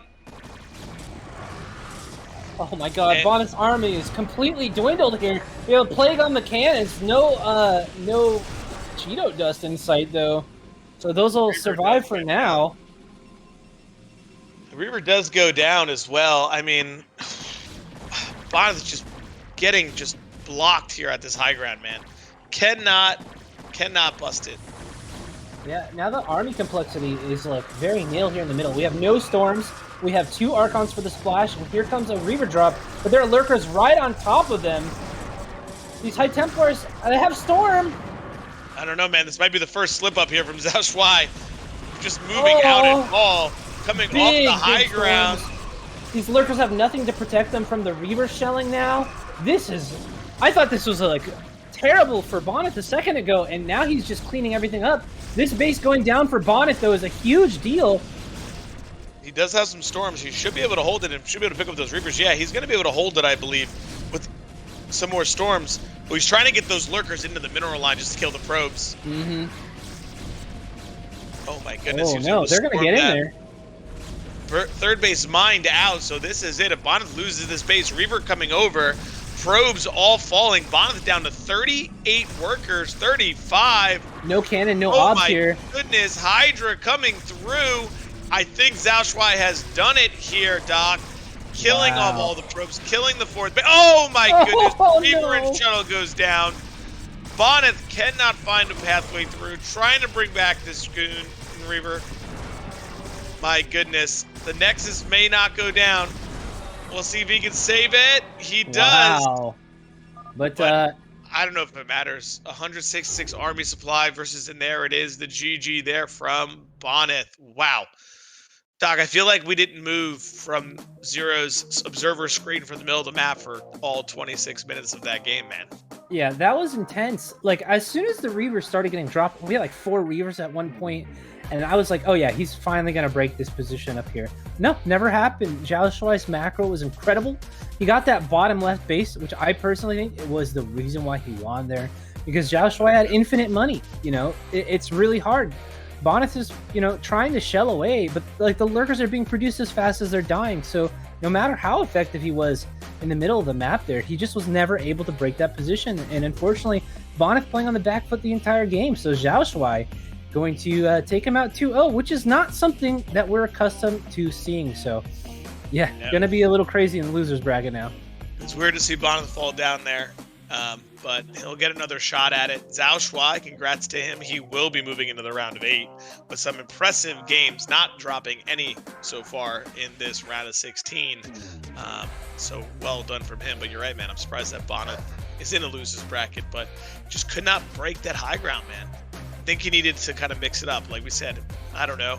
Do you recall? Do you take 3-4 shuttles, start dropping all over the place? Like, what else can you do to kind of bust through that contain that was on the high ground? Yeah, I also feel like early in the game too, XiaoShuai was like, I don't know how he got away with all those drones, man. He was on drone parity with Bonyth's pros for the longest time. He was like, he almost went immediately to 50 drones on 3 bases with 6 hatch, with like essentially no units made after the early game speedling. So I don't know, very scary stuff from XiaoShuai, man. He is looking super powerful right now.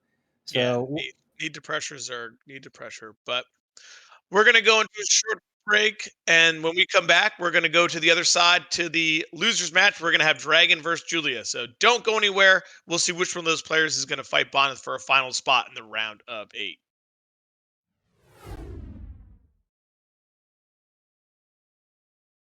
Johannesburg way.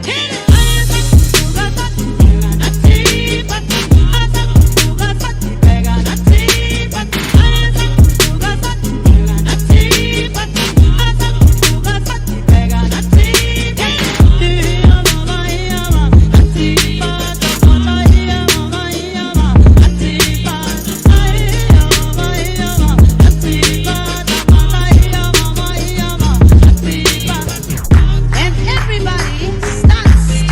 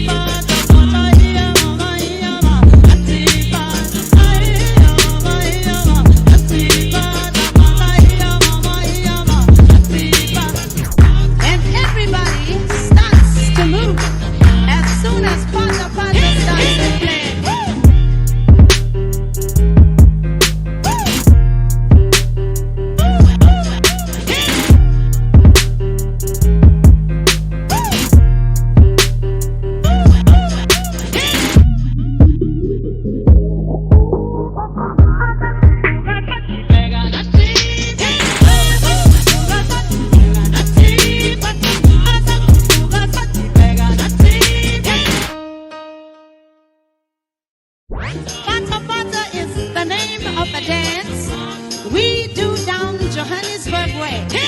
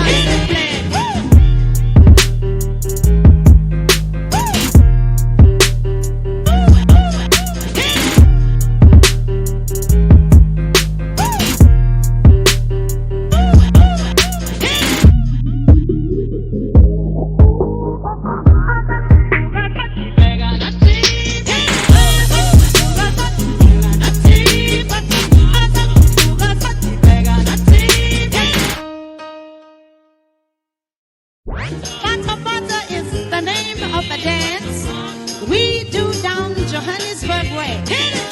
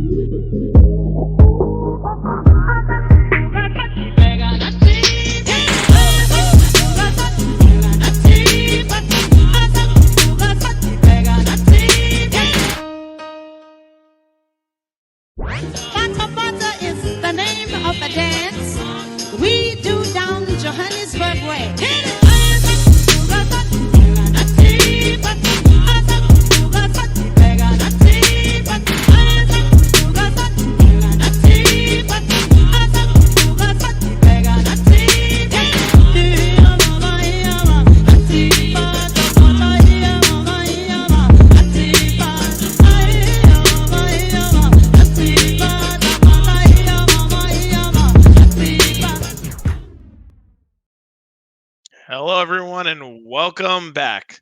We are about to get into our losers match here. We have DragOn versus Julia, another PVZ, so definitely should be exciting. Julia definitely likes to play a little bit unorthodox ZVP at times. Draws games out, does like the 3-base drops. Very exciting. And DragOn likes to play standard. He's not someone who's afraid to go forge first. He's not afraid to go gate first, but he loves to get into these longer mid games or macro games. So what are your thoughts, Doc? How do you feel about this one? Well, I don't know how Julia plays very much. I don't see too much Julia. I know he streams a lot, but I haven't been watching or playing StarCraft for a while. And I think that because DragOn is such a reactive player, we're going to... I mean, if you have any insight, please let me know. But I feel like it's going to be on him to make or break what we're going to be seeing here in a little bit. Yeah, I mean, Julia definitely plays a little bit weirder. He likes to go overpool almost every single time, tries to run Lings by. So it definitely gets, can be tricky. He'll try to run by your cannons, but DragOn, okay with going forge, double cannon. So I think we're going to probably get ourselves into more mid games here. Julia likes to do the lurker switches, muta switches after having lurkers early. He does all kinds of different things. So I think it's definitely going to hedge on what he decides, what he wants to do, how he wants to switch the pace, what's going on there. So could be interesting, could be different. I'd really like to see a 5 muta build. So we see 5 muta before we transition to Hydra. I would really like to see some muta action, so hopefully we get to see it. But I think we're ready. All right, I think we're ready for the first match. Let's jump into it. We have DragOn versus Julia on Retro.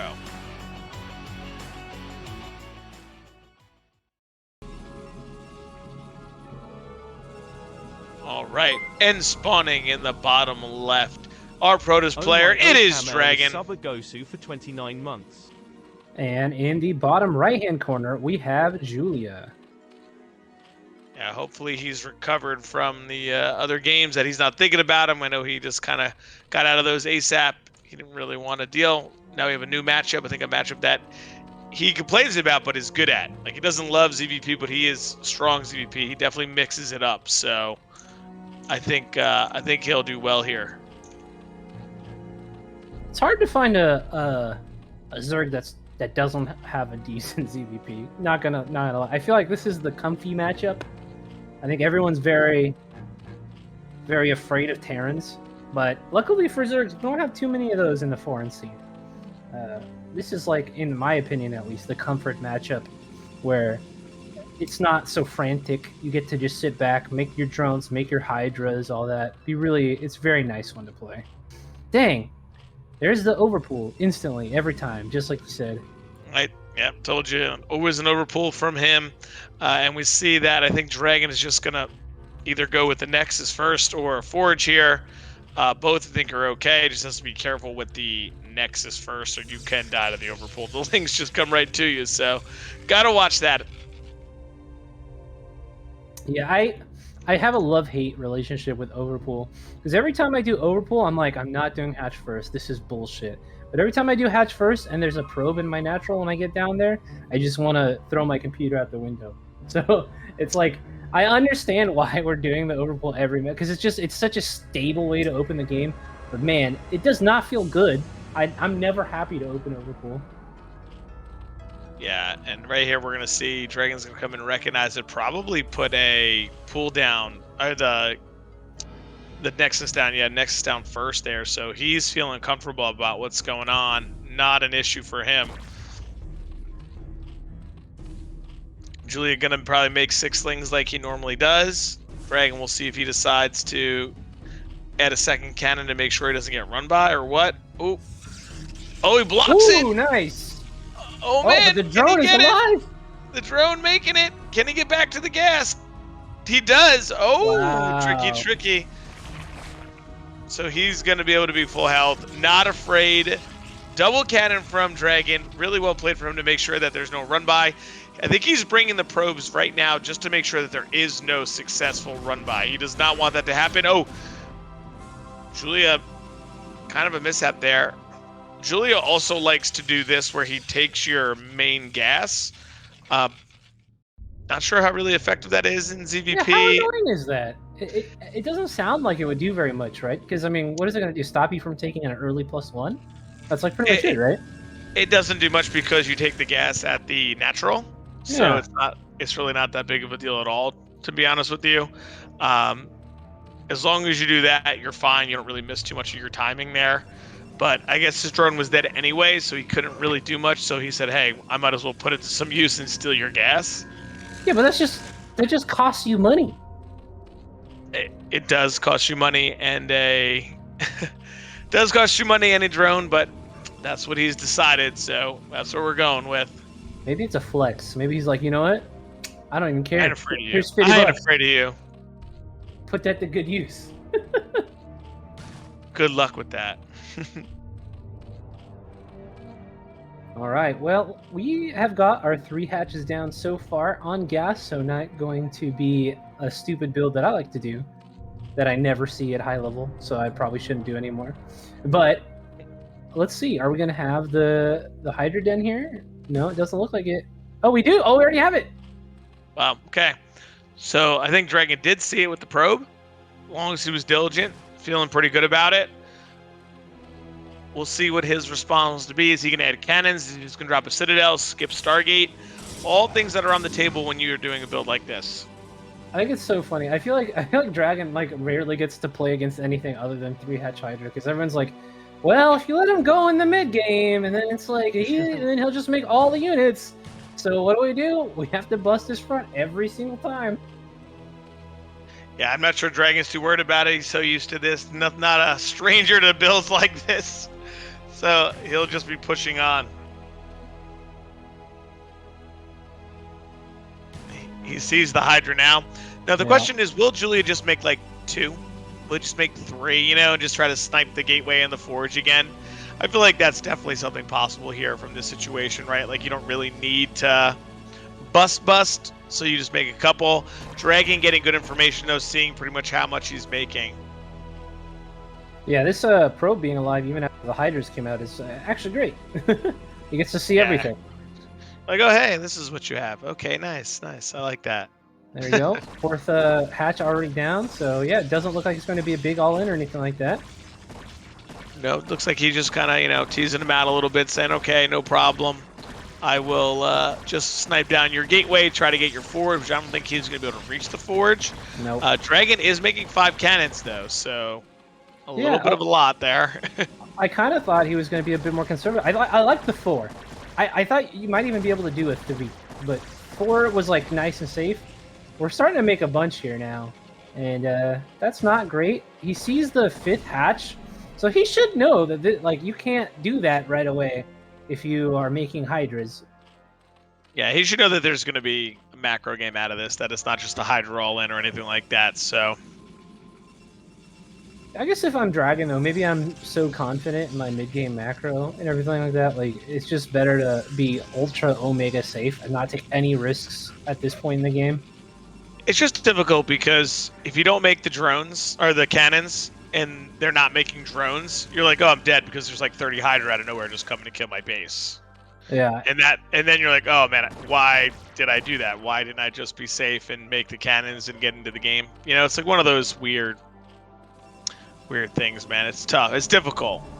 Yeah, it's such a catch-22 though, because like, let's say you make like 6-7 cannons, and then it's like, oh, well, by the time that I have Storm, and by the time that I can walk out of my natural, there's 400 Hydralisks and 15 Lurkers out there, and he has 6 bases, and it's already over. Like, it's such a balancing act here at the natural expansion. 5 is not going to be the make or break number, I think, here. Dragon, obviously, as you said, plays against this like all the time. So I think it was a little overcautious, but I'm sure he's fine. Yeah, his probe count is good. So is Julia's drone count. We're on 4 gateways now, just kind of macroing out. Probably going to see some type of Zealot timing move out to kind of apply some pressure, not to let Julia just try to drone to like 50, 60, like we saw last game with XiaoShuai. Julia is putting down, sees the move out the speed. Zealot, oh, good pick there. Good focus fire. Not able to get that Zealot, but puts a lot of damage on it. Julia just forced to back up here, right? Like, can't really do much. Kind of stuck. Gonna have to be able to push out, make some units. Exactly what DragOn wants. He doesn't want him to just get stuff for free, which of course makes sense. Good number of Hydras here. I don't think this is enough to really engage effectively, though. No. Yeah, look how inefficient they are. You just have to have more. Like, Hydras wreck Zealots at a certain point, but you need more of them. And look at this third now. Very dangerous. We have no Sunkens. We don't even have like an Evo for SimCity. These Zealots going to get in here. I think we have to have a drone drill or we're done. Yeah, we need a drone drill here quickly.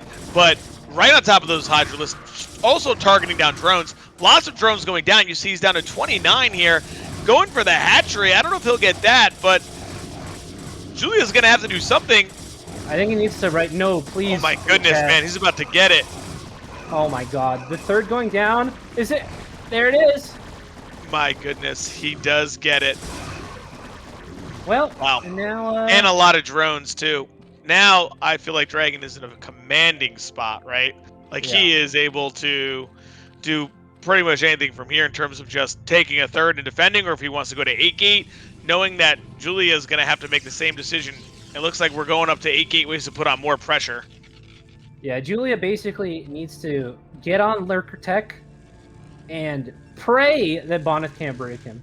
Because at this point, there's no more standing out front of Bonth's base, or Dragon's base, and like keeping his army in anymore. That you don't have the production.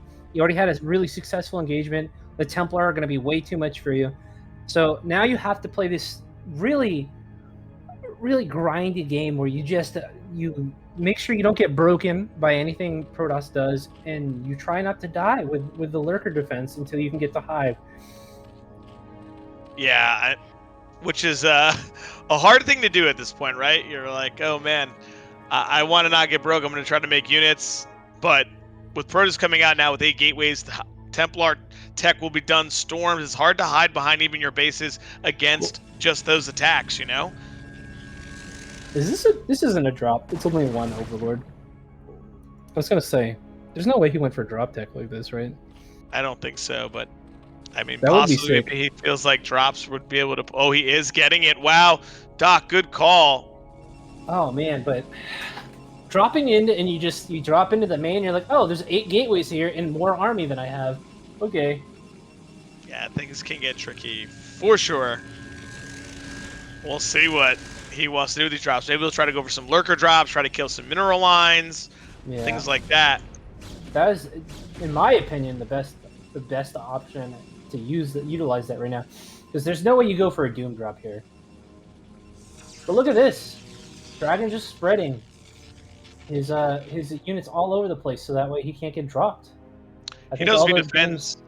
He'll probably feel like, hey, if I defend this, like I'm really sound, I'm really good. So Yeah, I think a couple years back, all those games were just tie 2. there's no room anymore for drop play against Dragon, dude.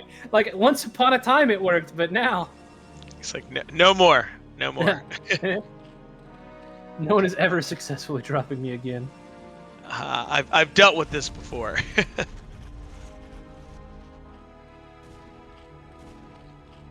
All right, we'll see here though. Julian doing some sort of contain, but Dragon is going to be able to push up and take a third base. Oh, here come the drops now. Doc, like we were saying, are they going to be able to be effective enough to cause some damage? Dragon with 4 Dragoons here. Ooh, good storm. Good storms, yep. And you see he has a really large Dragoon army here, so he's going to fight really effectively versus this Hydra Lurker army. And remember, some units are in this inside of the Overlord. Huge Look storms, man. Yeah, this is not enough Zerg to deal with 8-gate. Like, you need way more than this. It's kind of funny the storms aren't even as good as you would expect them to be just because there's not enough Hydras to hit with them. Yeah, right? There's not enough units here. It's like, oh, 3 Hydras. Well, I mean, that is half of the army. We'll see what if Dragon wants to, if he's just going to sit here and defend, or if he's going to try to move on the map. I have a feeling because he's on 8-gate, he is going to make sure that he just puts some more pressure. Force Julia to continue to make units, no more drones, get on the map. Oh, good counter here coming, though, from Julia, man. I don't know if he's ready for this. Going to be able to cancel his third, and it is getting late into the game, so... The question is, I don't know if Julia's got the defense here now. Like, yeah, you have to shut this third down, because otherwise there's no hope. Like, once the third gets up, Dragon can stay producing for forever. But at the same time, like, look at how huge this Protoss army is here. Oh my god! Storm of the century. See ya. So much storm, and there goes Julia out of the game. Dragon takes game number 1. I mean, very impressive from Dragon, right? We were concerned in the beginning, like, oh man, is this guy going to be able to get it with putting so many cannons down, and he was going to be able to get his gateway count up? Well, the answer is yes. He was able to get his gateways up, been able to defend, busted right out of that contain, and then just ran him over. I mean, I guess the big move was the Zealot move out, right? Being able to kill Hydras, drones, and that hatchery. Yeah, I think it was a little ambitious with such a low Hydra count to stay out on the map when speed was done. Julia tried to fight there, and it was just not the right call. The third went down because he sacrificed his units too early. You really just need to get back into that mineral line, get a drone drill so that the Zealots can't get right on top of your Hydra and reinforce from remain in natural. And unfortunately, losing all of those Hydras out in the middle just meant that there's no way that he can defend the third. Yeah, that was just too much, right? Like, just too much all over the place. What can you do? So I guess the question becomes now, Doc, you're Julia, what map do you pick? Do you pick a map like Invader where you can get crafty with your lings and maybe get a run by? Like, what do you think he wants to go with? I would say versus another Protoss maybe, but Dragon is the cautious Protoss. I wouldn't try to do anything in the early game versus them, honestly. I'd pick like another like polyploid, like a very standard macro-oriented map of some sort, and then just go from there. I think that might be the best as well, right? Like just trying to play into the mid game and do something a little different, try to get it done, see what you can do, right? Yeah, do your 973 maybe, or do your try to go for a lurker campaign or something. But I don't think killing him with wings is the plan. Like, don't get me wrong, I'm not talking any crap or whatever, but there's only one Sicky, man, and it's not Julia. You know, like if I was Sicky, maybe.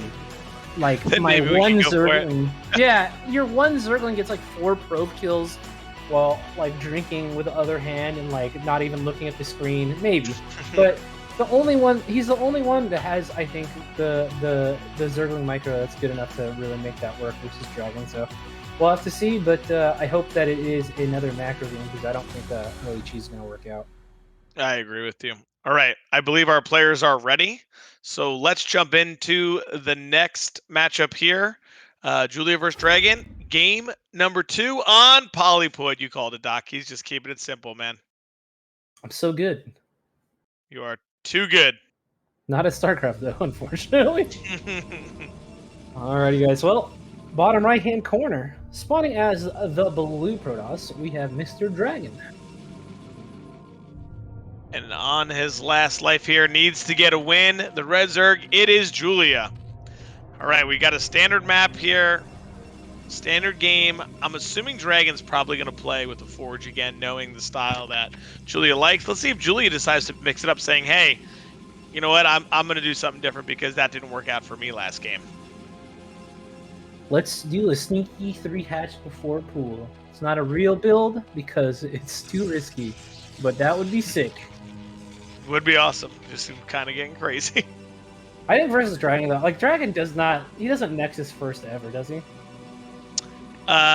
Very unlikely that he would do that. Very, very unlikely. Especially in this position where you're already in loser's bracket. Yeah. Very unlikely. Probably just wants to, you know, make sure he's playing it out correctly, not give up anything easy or cheap, you know. Wants to make sure that he gets into a game, and there it is again, the overpool. All reliable. Yep. So I think DragOn's going to continue to probably just play the game the same way he did last time, right? Saying, hey, it worked out. Why should I change anything up? I'm just going to play this game standard and get it done. Yep. And getting that first scout feels so nice, too. You don't have to worry about anything the entire time. Oh, Doc, I thought we were going to see it. I was going to say, well, yeah, he doesn't do it, and then, you know what? Joke's on me. He must have heard us. He just sent the probe really quickly to the Nexus position. He's like, just kidding, guys. Gotcha this time.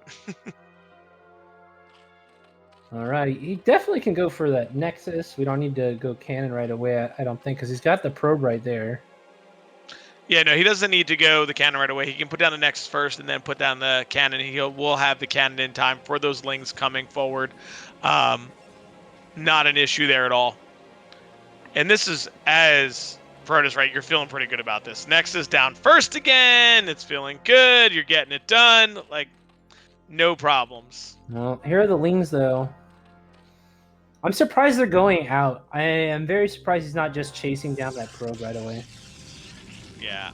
But he does force the second cannon here, I guess, from DragOn, so that's a success. Yeah, DragOn just, I think, sees what's going on, doesn't want to get the ling run by, knows that he's in a good position, right? Like, why do any of those things? Why push the pace when you don't need to? Let's see. So gas timing, still just totally normal. Nothing weird going on here. Everything very standard. Very standard so far, especially from DragOn, making sure that he's able to hit all of his timings. Julia taking a third hatchery here, and gas. Gonna probably go right into a lair this time, I would imagine. Not Hydra. Please. But we shall see, I guess. Oh, he already has the Overlord too, so. Oh no, he doesn't. I'm just wrong. Just making stuff up now. Yeah. Oh, and look at that Defiler mound. Oh. No. Lairs out. DragOn just has the core down. Just gonna go probably standard Stargate, man. He doesn't need to push the pace. Doesn't need to do anything crazy. He's just gonna make sure he doesn't miss anything. No nonsense, right? Works out the best. Yeah, this is like the most standard of standard. Like there's not gonna be any crazy early aggression. Really, the only disaster that could possibly happen here is the first Corsair could get killed by like a pair of Scourge. Then you have a real problem. But I mean, that's not gonna happen, is it? There's no way. Probably not from DragOn. He's probably gonna he'll make sure he keeps those things safe, make sure he's doing what he needs to do, and is gonna make sure he cleans up, right? Like that's gonna be the key for him. Yeah, I mean that basically just happens if you're being really greedy trying to go for overlords. So I can't imagine that would happen. And then we just go into the Hydra phase, and it's like nothing ever happened. It's so funny how ZVP is built on itself. Like it's been like stylistic change after stylistic change. So like this layer opening was in response to people starting to go Corsair. Very interesting history of how this meta ended up being the way that people play. Yeah. So Dragon will probably go into +1 air and probably look to maybe do some Zealot speed leg +1/+1 timing. He's really strong with his air and Zealot. He has a really good build that he hits that puts a lot of pressure. We see Julian doing a good job of droning up, already at 29 drones compared to the 31. Hydra Den down over there though. I'm kind of curious about that, Doc, that we went. You Hydra can Den do a there. 4-hatch late bust. You can show the lair. You can go normal. But the den is up. The den is scouted here now. I cannot believe this probe has just been allowed to be alive this whole time. That's crazy to me. Yeah, see, you can do the 4-hatch Hydra bust. It's weird, but it still has the potency, especially if your opponent doesn't see it coming. But the probe has been given free range. It's got like a backstage pass to Yeah. the Zerg main. Oh. Man. And those Zealots able to clear off some Zerglings, forcing out the Hydra and the Lings here. But we have Hydra, Lings, and drones. Overlord getting killed. I'm a little confused by this build order, but maybe that's the goal. It's like, maybe if I don't do anything that makes sense, then Dragon won't know what I'm doing. Maybe. I mean, I feel like he wanted to go into some type of muta play with going with the 3-hatch normal timing for the lair, but now we're on 4 hatcheries. Maybe we're going for fast drops, you know, speed fast drops, or like you were saying, that bus timing. Maybe he's gonna be mask tricky. outside the natural and then try for a lurker contain. That might be a good way to kind of get yourself ahead on this map as well with the high ground third. Dragon looks like he's just increasing his gateway count, looking for leg timing to come in here with +1 to put some pressure to see what's going on. Dragon not being fooled by anything here, just making sure, hey, what do you got going on? What are you doing? Going up to 6 gateways. +1 almost done. The legs should be finishing as well. Lurker here as well, so you're right. Maybe we're going to see immediate lurker drops again. Oh, that no would be drop cool. being upgraded. Yeah, I thought maybe we might see, like, you know, some drop play. Yeah, this is a little interesting. I'm glad that we have not skipped the Sunkens this time. Yeah, I know we don't want to die here, right? We learned from last game this timing could be serious. Robotics going down for Dragon. I think he's recognizing a little what's going on here. Like, all right, 4 hatcheries, 5. What a fast lair. Like, no Spire. What else could it be other than Lurker?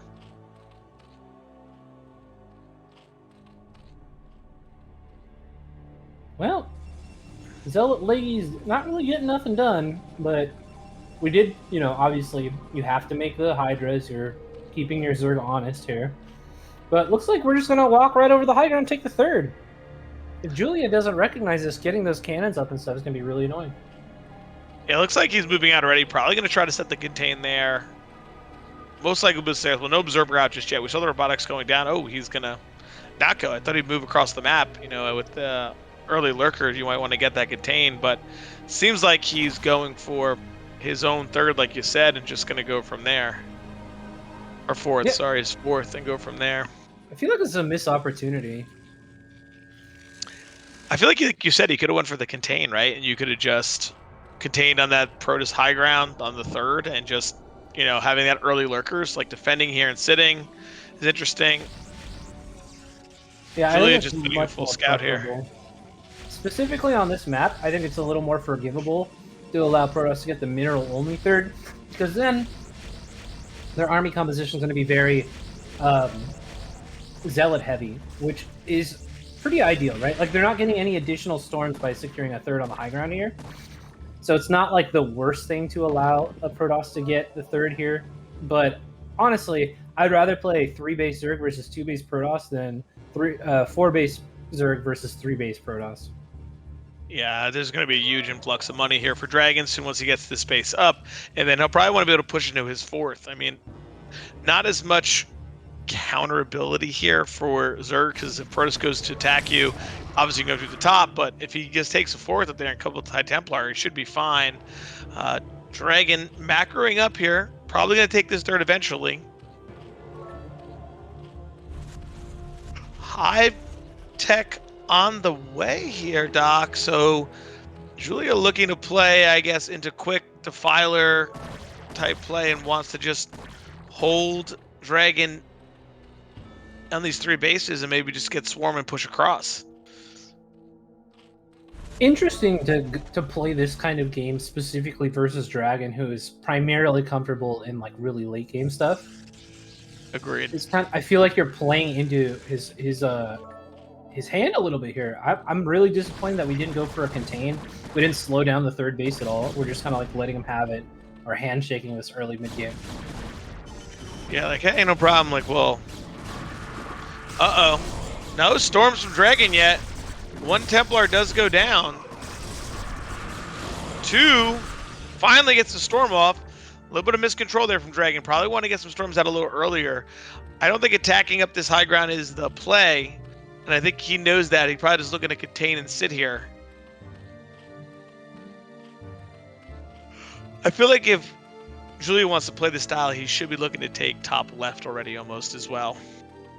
I also feel like, do we have triple Evo, or where are we upgrading? Let's see, we have Defiler Mound. We do. Okay, never mind. Then this is fine. As long as you're getting all your upgrades at the same time, I think that's fine. Because then you can actually fight Protoss at the late game. If you're not getting all 3 upgrades, you're crazy. Because then the Protoss is going to stride through your units. Yeah. And we see Dragon noticing what kind of style he's playing. He's saying, all right, if you're going to camp pretty hard, I'm just going to take a 4th base myself. But those Lings look like they might get around, man. They might be able to block this. Ooh. Let's see. The Zealot running backs, though, man. They're like, we won't let you get taken down here. Not that easily. Yeah, good enough. These aren't cracklings yet, I don't think. They are not, so that will help secure this base.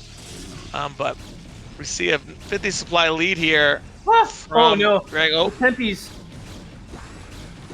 Those are +1 armor Templar, so they'll be a little bit more tanky versus the plus no upgraded for Zerg. So let's see, what are these 3 Hydras doing up here? Are they just gonna like Ultraless Cavern? Ultras are good, man. They're not good at GBP.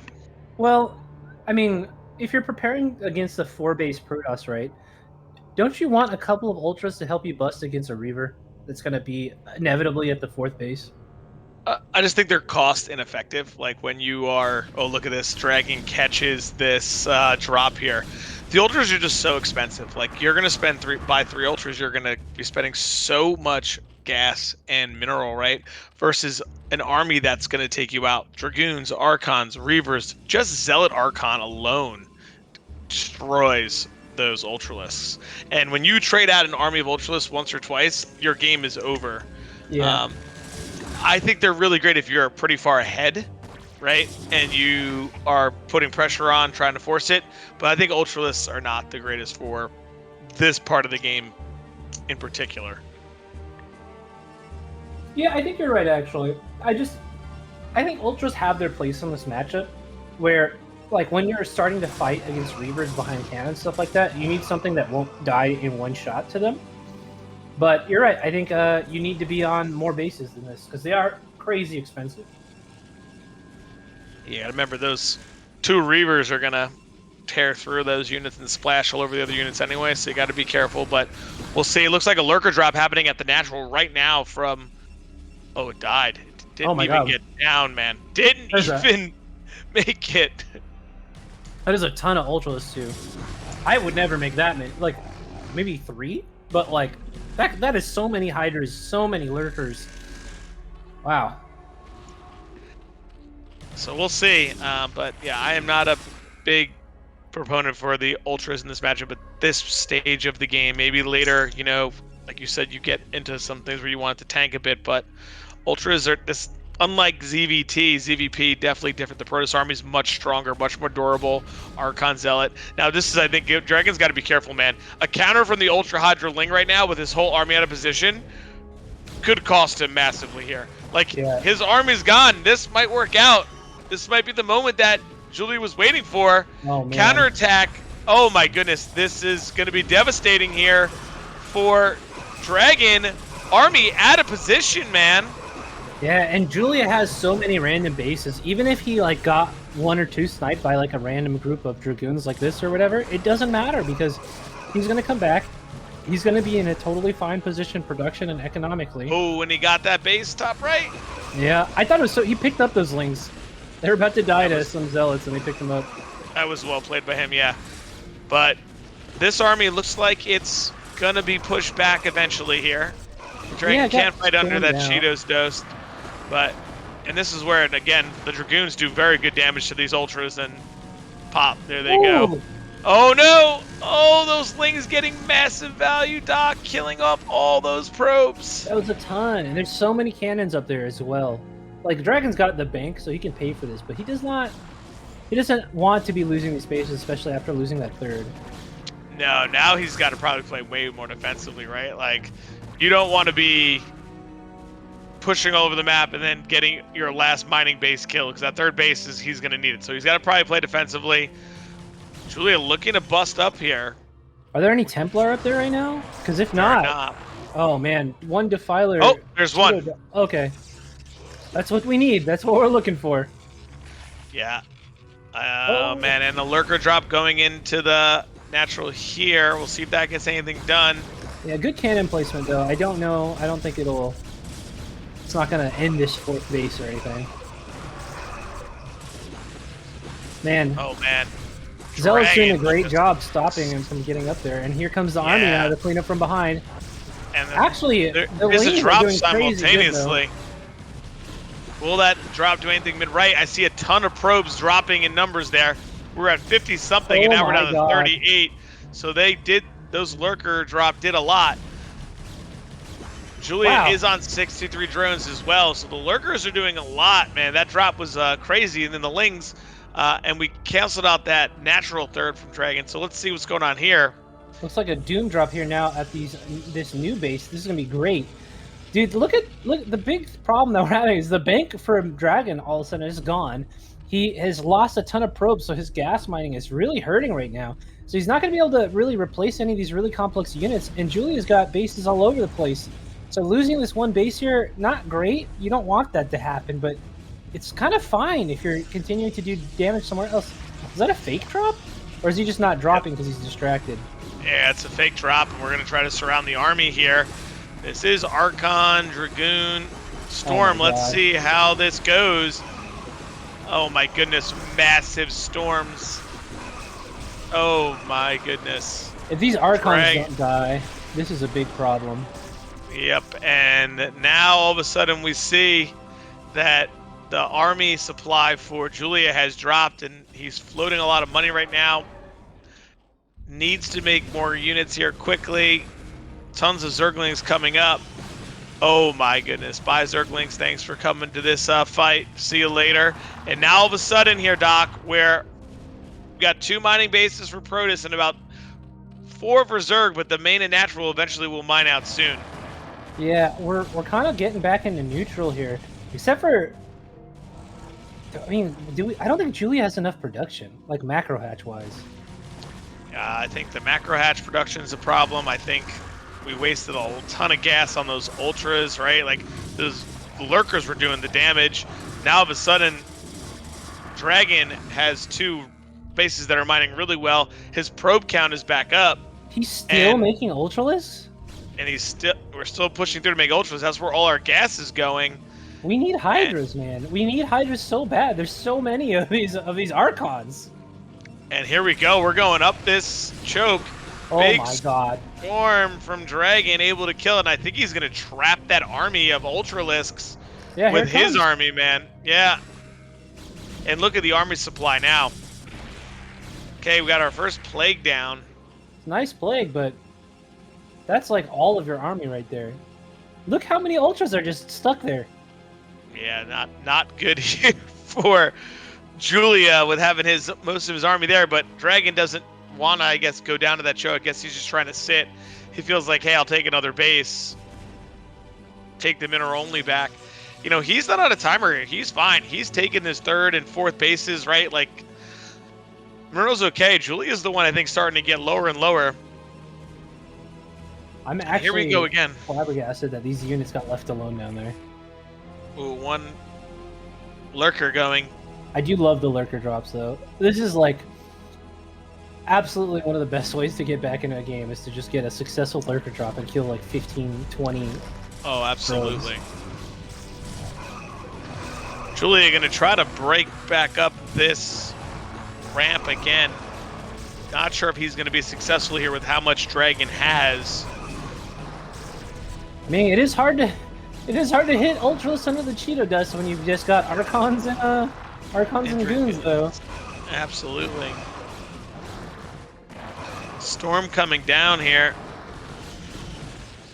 DragOn storming, trying to back up. Needs to back up out of the cloud, man. Can't keep fighting with Dragoons and Archons under this cloud.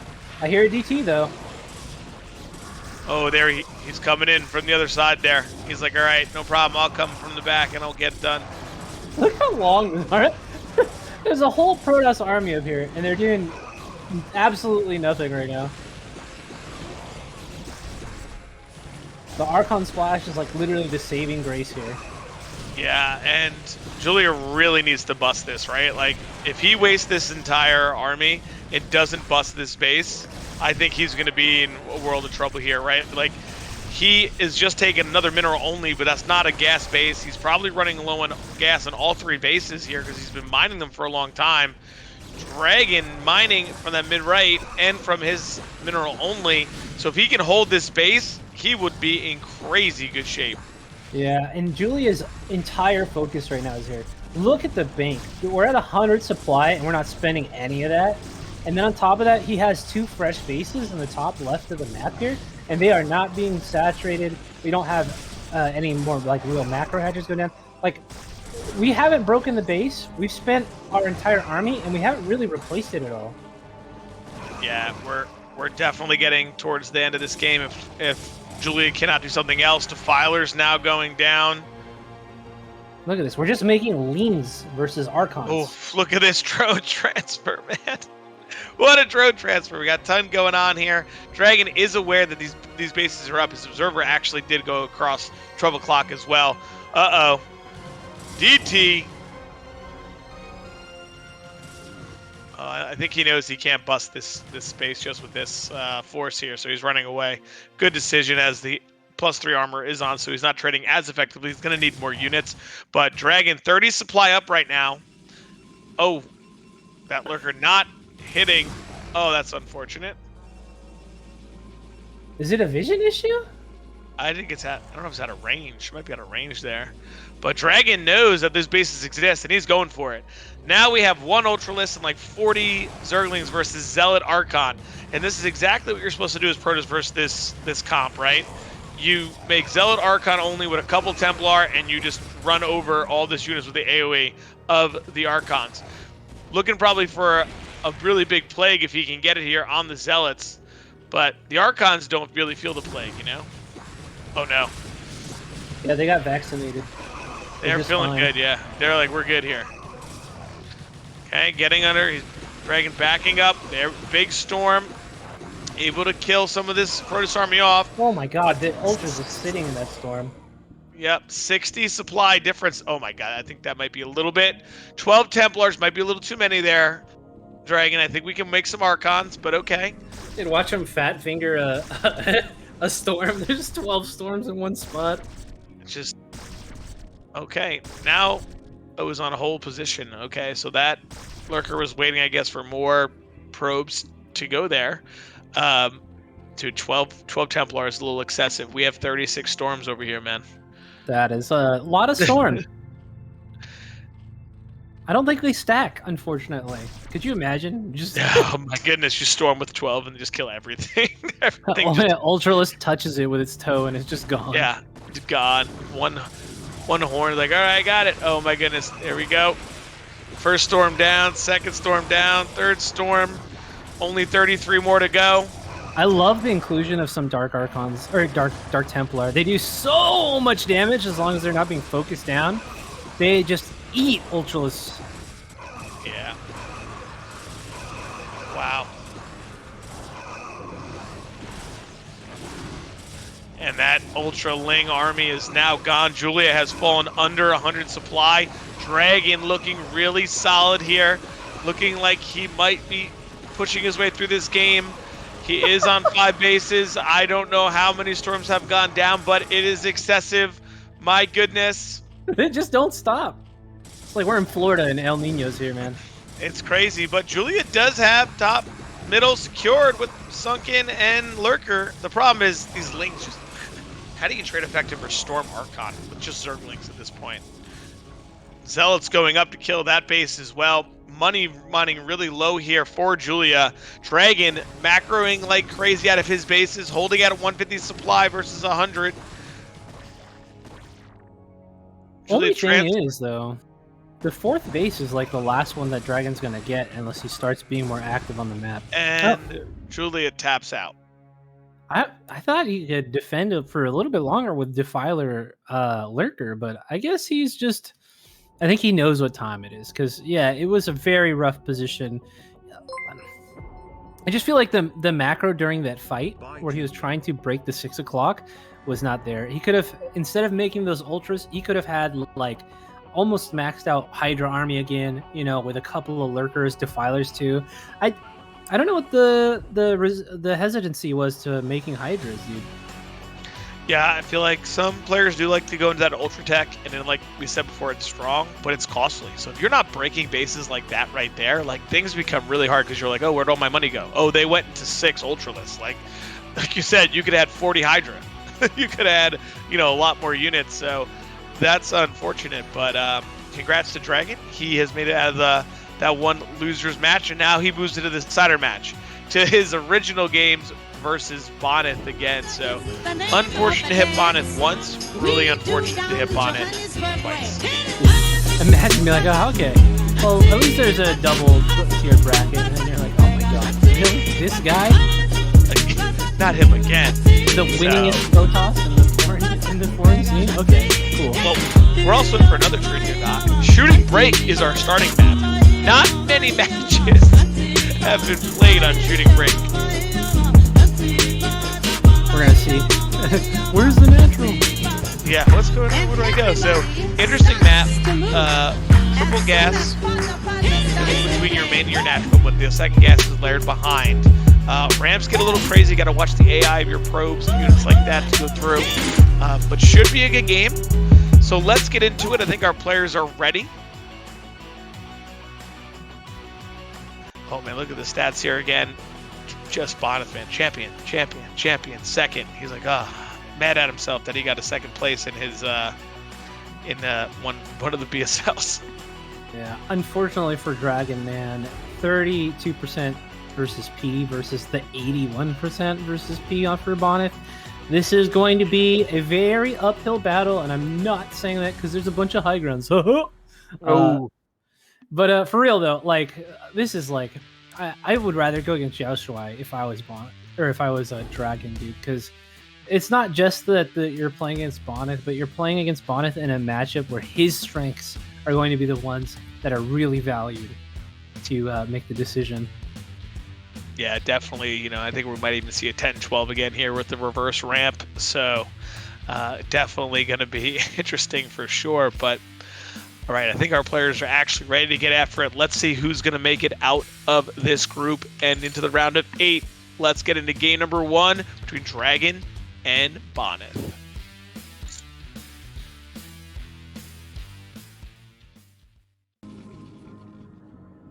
All right. And spawning in the top right corner, we have DragOn. And in the bottom left, we have Bonyth, man. Yeah, no introduction needed, right? Everyone knows who he is and what's going on.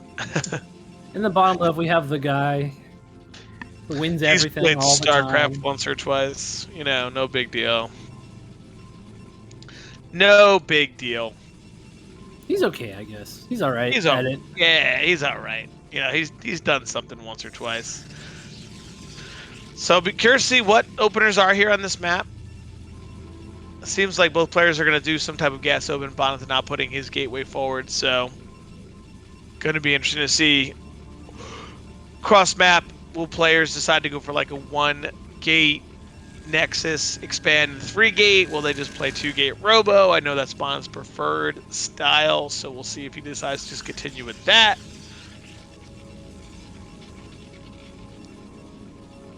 All right, both players scouting after their gateway. Not always the case, but both players have decided that. I'm curious, man. What kind of sick map maker do you have to be to put a reverse ramp? Oh man, it definitely gets crazy. One thing in PvP that really kind of pushes is going 3-gate. Yeah, because like your goons sitting outside of their main just are twice as valuable. Yep. You can push them down, just get up there, put a cannon. Yeah, it seems like an illegal map feature. like 9 pool is so good. Everything is so good in like all of the really crazy aggressive builds are super good on these reverse ramps. It's such an annoying map feature if you're on the receiving end of one of those builds, man. Yeah, this is one of those maps where you get tilted. You're like, why did I go 1-gate Robo? I know there's a reverse ramp. I just got to make gateway units. So DragOn getting in here, getting the first scout off, which is big. Bonth going to get last scout here on DragOn. So, I mean, PvP, that's huge, right? To get that first scout to say, hey, I know what's going on. And it's with that forward pylon from DragOn, it makes me think that he is going to go 1-gate Robo.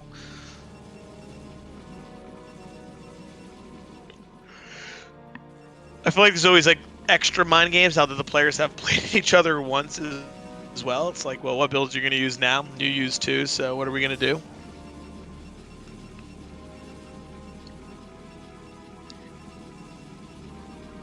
Man, someone in the chat thinks you're a machine. What do you have to say to that?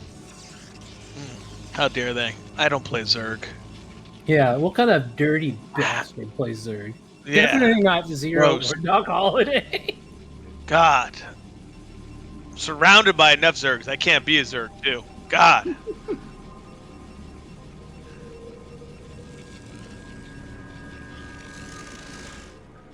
All right. Bonth chasing down this probe again. Nothing too crazy yet, man. Everything's pretty standard. No tech has been chosen. Oh, there am I talking? I'm crazy. Doc, you guys got me thinking I'm a Zerg player. I'm not. I'm a pros player. We got Citadel of Adun down, baby. Something interesting. Although, good luck, DragOn, because there's a Robo already. Good luck, DragOn.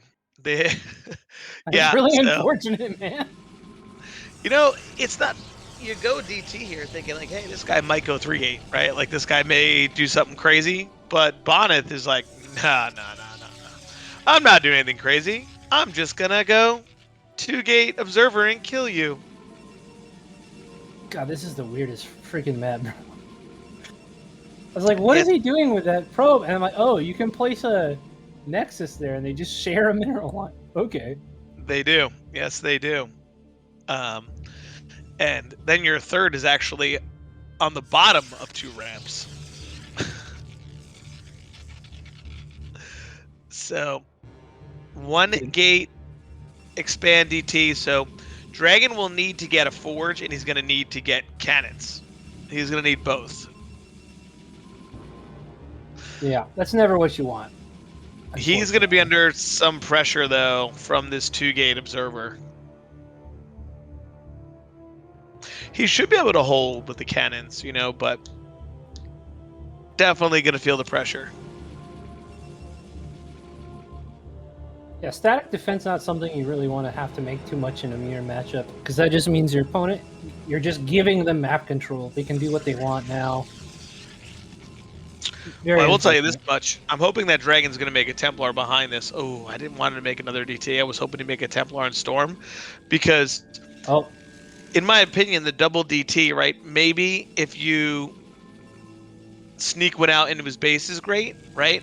But you're almost more beneficial to get the Templar, because if you don't get damage done with 1 DT, you're probably not going to get damage done with 2. Yeah, and Bonyth immediately sees the blurry boy coming across the map with his first Dragoon. And I think this is going to trigger Dragon to have to add some more cannons. The problem is, like I said, he's getting a DT, another DT to try to sneak in the base, but how are we going to deal with the Reaver when it comes? Yeah, that's a good point. Nobody knows. Unless he's going to make there it another DT and get mind control. Yeah, it's just going to be a little late, I think, for the Storm to have enough Storms. Like, if he had one Templar right now banking energy, he might have 3 Storms, where I think he's only going to have 1, maybe 2. Oof. Gotta keep that DT alive, man. Well, so much for fancy... Bonth heard you, and he said, I'll see you later, DT. Death. Seriously. Oh, this is a rough spot. Look how many cannons. Yeah. It almost... When you start getting to that many cannons, I know like he's able to make more probes. He has the Nexus, but 5 cannons is going to slow you down a little bit. Yeah, you think Bonth was making Hydralisk or something. Yeah, he might as well be. This Reaver's about to come in here and try to do it. And here's the thing. See, this is what I was talking about, Doc. Imagine if we had more Storms than this, but I don't only think we're going to have 1, maybe 2 Storms for this Reaver. Yeah. And then once the Reaver gets a couple shots and kills some cannons and goons down, that'll be all she wrote. Yeah, you don't even really have Dragoons here to be able to walk forward and hit the Reaver. So the Reaver gets to play for free once the Storms are out. Oh, unless it doesn't shoot, because, you know, that's what Reavers like to do. Oh, he doesn't even have range yet here, the Doc. Oh, we don't have God. range. Another Storm will kill. Oh. Dude, if he splashes these Templar down, look how illegal this is. This is so. Oh my goodness! What micro here from Bonyth, man? Oh my goodness! Well, I'm sorry, Dragon. This is a rough one for you, bud. This is not a fun one to lose. No. Oh man, didn't even get a Storm on the Reaver or the Shuttle. And that's going to be all she wrote from Dragon, man. Hey, good try there. But that's what I'm saying, Doc. I think in that build, and I understand why people make the second DT to try to hide it or, you know, go around and do it. But to have that Templar, I think, and have another Storm right away would have been a big deal. It seems really greedy. Because, like, it's like you're like, all my hopes and dreams are with you, son, and you're just holding your little DT in your hand, and you're like, you're gonna win me the game, and that's not gonna really happen versus a player at this point in the tournament. Like, almost no matter who you're hitting at that point, if you're in groups in BSL, I don't think there's a player that's gonna really let you do that on a reliable basis. Maybe one or two times out of like maybe 10 games. But it felt like a very gimmicky kind of risky play there. But I think Dragon wanted to mix it up, even if it didn't work out for him. I think I'm pretty proud of the decision to go for something like a DT expand, because when you're going up against Bonyth, you want to take a risk in tournament play, because he is the winningest Protoss and you are not as Dragon. So you take a risk, didn't work out. Hey man, sometimes that's how the dice roll. It just is the way that it is. Yeah, do you think that he'll pick Polypoid again? Because last time he picked Polypoid, tried to play a standard game, ended up going with the 2-gate. Took a beating there from that with that crazy probe. Oh, nope, we picked Apocalypse. But you know what, Doc, 2-gate on this map is also not terrible. People keep telling people the hero machine. I love it. But yeah, no, I agree. I also think as far as maps go, this might work out a little bit better because Dragon maybe just gets to play a more standard game here. I think he can play defensively with the use of the high ground outside of his natural. I don't know. It's hard to say what map features will help you against Bonyth, because anything that goes in Bonyth's direction also goes in your direction because you're playing PvP. So it's kind of rough. All right, let's see if Dragon can take a game off of Bonth here and then push us into that rubber match, or if Bonth is going to be our second person joining the round of 8.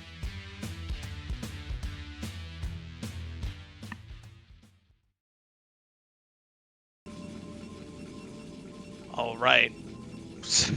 Couldn't get any closer in colors, but spawning in the top center, it is Dragon. And also in the bottom right, it looks like Dragon as... Oh, my bad. It's Bonth. Is it Man. Bonth? It is Bonth, right? I'm not crazy? It is, yes, it is Bonyth in that spot, and it is... They're also... Yeah, okay. Oh, wow. So we got no color reprieve here. We don't know what's going to happen. Everyone looks the same. Same race, same color, no big deal. All right. It's like they're playing co-op. There's a third guy in the bottom left. Yeah, they're going to crush that Protosaurus in the bottom left. Oh, man. It's versus DeWalt. It's like, okay.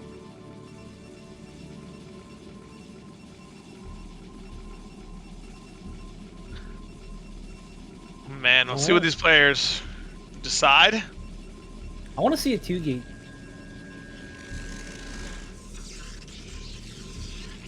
Nope. We haven't even had a Manor Pylon in any of these PvP series. I know, you were talking all about the Manor Pylons, and no one could hook you up with one. It's the best thing! It's such a stupid concept. It's like the dumbest thing that is actually a real thing in StarCraft. I can't think of anything dumber than a Manor Pylon. It seems like such a stupid concept, but it totally does do a ton of damage.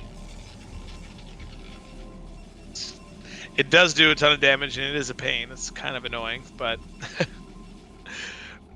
the players like Bonth are like, I'm not going to do it. I'm just going to continue on with what I've been doing and just keep winning that way. All right, so far, nothing super crazy here. Both players kind of mirror builds. Where's the risky business going to come in here for Dragon, though? That's what I want to know. I can't imagine that he's going to do like 2-gate Robo or 1-gate Robo. Yeah, I think 3-gate here also on the table. So, might not be a bad thing to go for. Just to push through, you know? Yeah, I think that would be a good call, especially since Bonth has been not being Omega aggressive in these early portions of the game. If he can just secure contain outside of the natural, you know, would be a nice way to get things started. Or sorry, outside of the moon. Yeah, if you could definitely get a contain, you know, there's the high ground, all those things with 3-gate you can do. Bonth isn't always someone who likes to go DTs, so... Yeah, I kind of didn't even think about the high ground, like, because the ramps up there are actually kind of small. Not like... Yeah. Like for Dragoons, I guess. Not small for, like, T or Z. Just for Protoss. Just for Dragoons, man. You know, they like to freeze and have issues, so why not? So everything pretty standard so far, nothing crazy. Getting a nice scout here is Bonyth. Looking to be able to see what he can kind of pick off. What's going on? Oh my goodness, he runs it through so that he'll be able to keep it alive a little longer, kind of hold Dragon up, make sure, hey, if you are going 3-gate, it's going to be tough, so. Could he get it here with the probe? Oh, nope, cannot. So I know that we know that Bonyth is the favored player here for this, but in real life, who do you think wins in a fight? I don't know. I don't know what either of these guys are about, man. Who knows? I don't know. Do you think Bonyth micros in real life like he does in online? He like goes to punch you and it like goes around your defense. He's just like all wobbly and then punches you in the jaw. Yep. Like straight out of the Matrix. Yeah. He's like Mr. Fantastic or something. I don't know. It's funny. I honestly think that Bonth wins, not because Bonth... I don't know who's taller. They're both similar builds, but Bonth has a baby. And when you have a baby, you fight extra hard. Okay? You can't let Dragon win that fight, man. You need your child to know and have faith in you. Well, he's going to have to fight extra hard here because we had a 2-gate opening here from Bonth, which is going to cause some pressure to happen. And once this pressure goes in, if Bonth gets the favorable trade here, it could be game ending. 3 gateways will come up eventually, so he needs to do well here. He sees that the fight is coming in. He needs to pull back. Needs to make sure he waits for those gateways to get done. Bonth not waiting, going to target this Nexus to try to force Dragon to fight. Could Dragon come out and... Oh! Oh, good first shots on that one Dragoon there. Getting Yeah. a ton of shots. Oh my goodness, though. Zealot goes down. Now his Zealot will tank and he'll be able to hit the Dragoons. Bonth pushing Dragon back into his main base. Dragon Dragon's trying to control. get those. This control has been really good for him so far. The focus fire from the Dragoons is really nice, but Bonyth, because of that Zealot standing around for a little bit longer, is looking pretty good right now. Yeah, and the 3-gate will kick in, so it's going to be strong here. Dragon should hold with no problems now that he has 3-gate production. The problem is Dragon is not going to have a Reaver here, and Bonth is. And we know what these Bonth Reavers do, man. Shuttle already on the way. Going to be a very scary moment in time once that shuttle is out on the map. Of course, having a second base also nice too, but unfortunately Nexus doesn't blow up 13 probes at a time. So we'll have to see. Yeah, Bonth's looking to go back in here. I guess he knows that there's a little moment where he's going to have more Dragoons, but it's 7 Dragoons for Dragon versus the 6 of Bonth, and Dragon able to get on top of Bonth's Dragoons, Woo! trading them out very effectively. Going to take pretty much an even trade there. Yeah, for Dragon. that weak goon really made a big difference there too. It went down super fast. So both trade out 4 for 4. Dragon now pushing on. He knows he has 3-gate production to Bonth's 2, so he could be able to really get aggressive here. Robotics going down now for Dragon, looking to try to get some Reavers of his own. I still think it's going to get a little tricky here with this Reaver. I mean, it Dragon is a Bonth really Reaver. needs to sit in the high ground. It is a Bonth Reaver, but Dragon will have the high ground. Unless he pushes across the map into Bonth here, which may be a mistake because if Bonth catches him here... Oh, but he's already up. He's already up the ramp. Oh my god, Dragon's Goon froze! It froze in the background. Oh no! That Dragoon gets no damage down, and now Bonth trading +1 on those Dragoons with some hits. Oh my god. Just StarCraft Dragoon's things, dumbest man. units. What? Yeah. Dumbest units in the game, man. Bonth's waiting for double Reaver, man. I feel like that bug happens more now that we're playing on SCR. I remember when back in like the IC Cup days and stuff, it wasn't as... I felt like it didn't happen as often. Like, am I just crazy? I don't know. I feel like now that we just notice it so much. Now that it's pointed out to us, we're like, oh, there it is again, and there it is again. My Dragoon is freezing in HD. Oh, man. Bonth, though, I think is a little bit all in here, man. Look at the probe difference. 40 to 29. The question is, can Dragon hold versus the double Reaver? Because supply counts are only +5, now +7 in favor of Dragon, but 11 go to probe, so Bonth is up 4 in army. That is a lot of army. 2 goons can make all the difference. Well, I think that 4 is in this guy right here. Dragon trying to stretch out his Dragoon arc as much as he can. Bringing the shuttle just to scare Bonth because there's nothing in it. that's actually hilarious. oh, big shots right one away. Dragoon down. And here we go. Bonth's looking to push into the natural. Oh, Another goon down. they're free. They're free Dragon. Dragoons. Pushing back. Getting trapped here. This matter pile not going to matter. Bonth is sieging the natural as we speak. Busting in. Another Dragoon goes down from the Reavers. And now he's stuck inside of his base. Bonth's going to take out this natural, man. Reavers getting huge shots. Dragoon's trying to get it down. Reavers go down. But at what cost here, Doc? I don't know if it's going to be enough now. Now that we've lost the natural, can he get back out? I mean, even if he does, all of a sudden things are really evened up here. The gigantic probe advantage is as all for naught as they just kind of disappeared in the face of these scarabs. And now we have Bonyth setting up a contain outside of Dragon's base.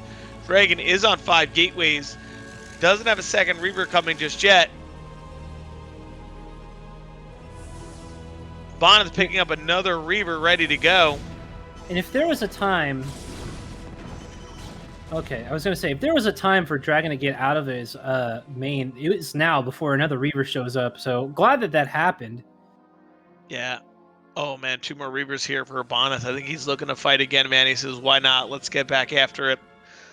I mean, all I those have the probes are on only one mineral line too now. If we drop off one of the Reavers to this high ground and then go to the main, I mean, potentially game-ending damage. Yeah. And here he goes down. Bonth sees the army. Oh no, does Dragon not notice 3 Dragoons down in 1 shot? Oh my goodness! That Scarab does some more damage as well. Dragon going for the Reavers. Oh my goodness, that Reaver hit! These double Reavers now gonna do crazy damage! Bonyth who? Wow.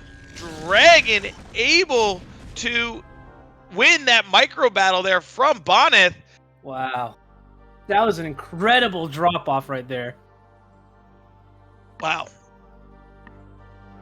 And Dragon pushing back across the map. What a sick play, dude. But Dragon, no natural, Doc. You know, no natural, not mining as effectively as Bonyth despite having an extra probe, right? I think Dragon does need to get something done right here. Many more Dragoons, though. So we'll have to see. Oh, my goodness. Oh, he doesn't pick up the Reaver. Oh, my goodness. And now we have Bonyth Reavers just killing Dragoons. Those are a ton of Dragoons behind that Reaver saying, don't mess with my boy, man. I'm coming in hot. And Bonyth using his thing. And oh, my goodness, GG. Good look at the round of 8 from Dragon. Wow, man. I thought Dragon had done it. He won that fight. I thought he was going to push the natural versus the 2 Reavers with the shuttle, maybe pick them off. But unfortunate, a little bit of a second of missed micro, and Bonth is able to take the game down 2-0 and move into the round of 8 in the 2nd place of this group. Yeah. What manner from Dragon. I'm sure he's disappointed. But man, it's I mean, having to play against Bonyth twice. Really? Like that is not something that you want to see. I thought he played spectacularly though in this game. Way better showing than I had expected, at least. Yeah, but it's Bonth, man. We gotta get him one of those messy casts, but instead of his foot, we're gonna get him like a golden hand. You know what I mean? Yeah. Dude, he makes armies disappear somehow like magic. So, pretty excellent game.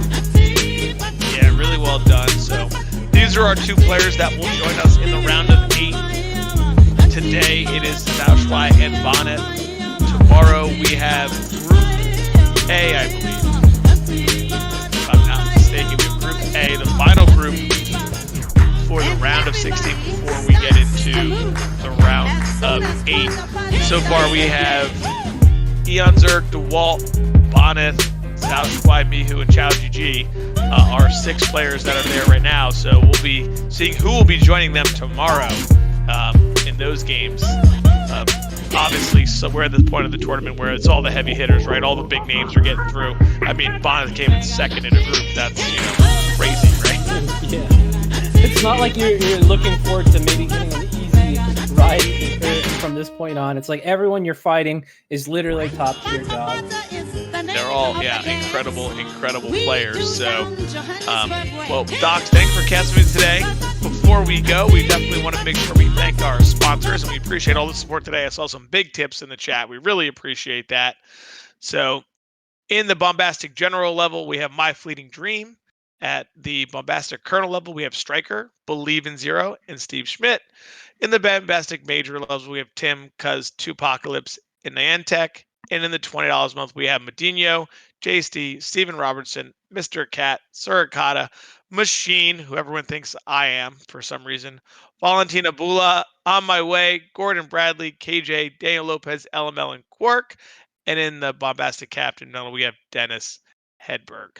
And remember, for $10 up in a month, you can be able to get all the replays here from the BSL from all these fantastic games. So please keep on supporting it because we have so many big things, big tips today. We appreciate it. Doc, once again, thank you for casting with me today.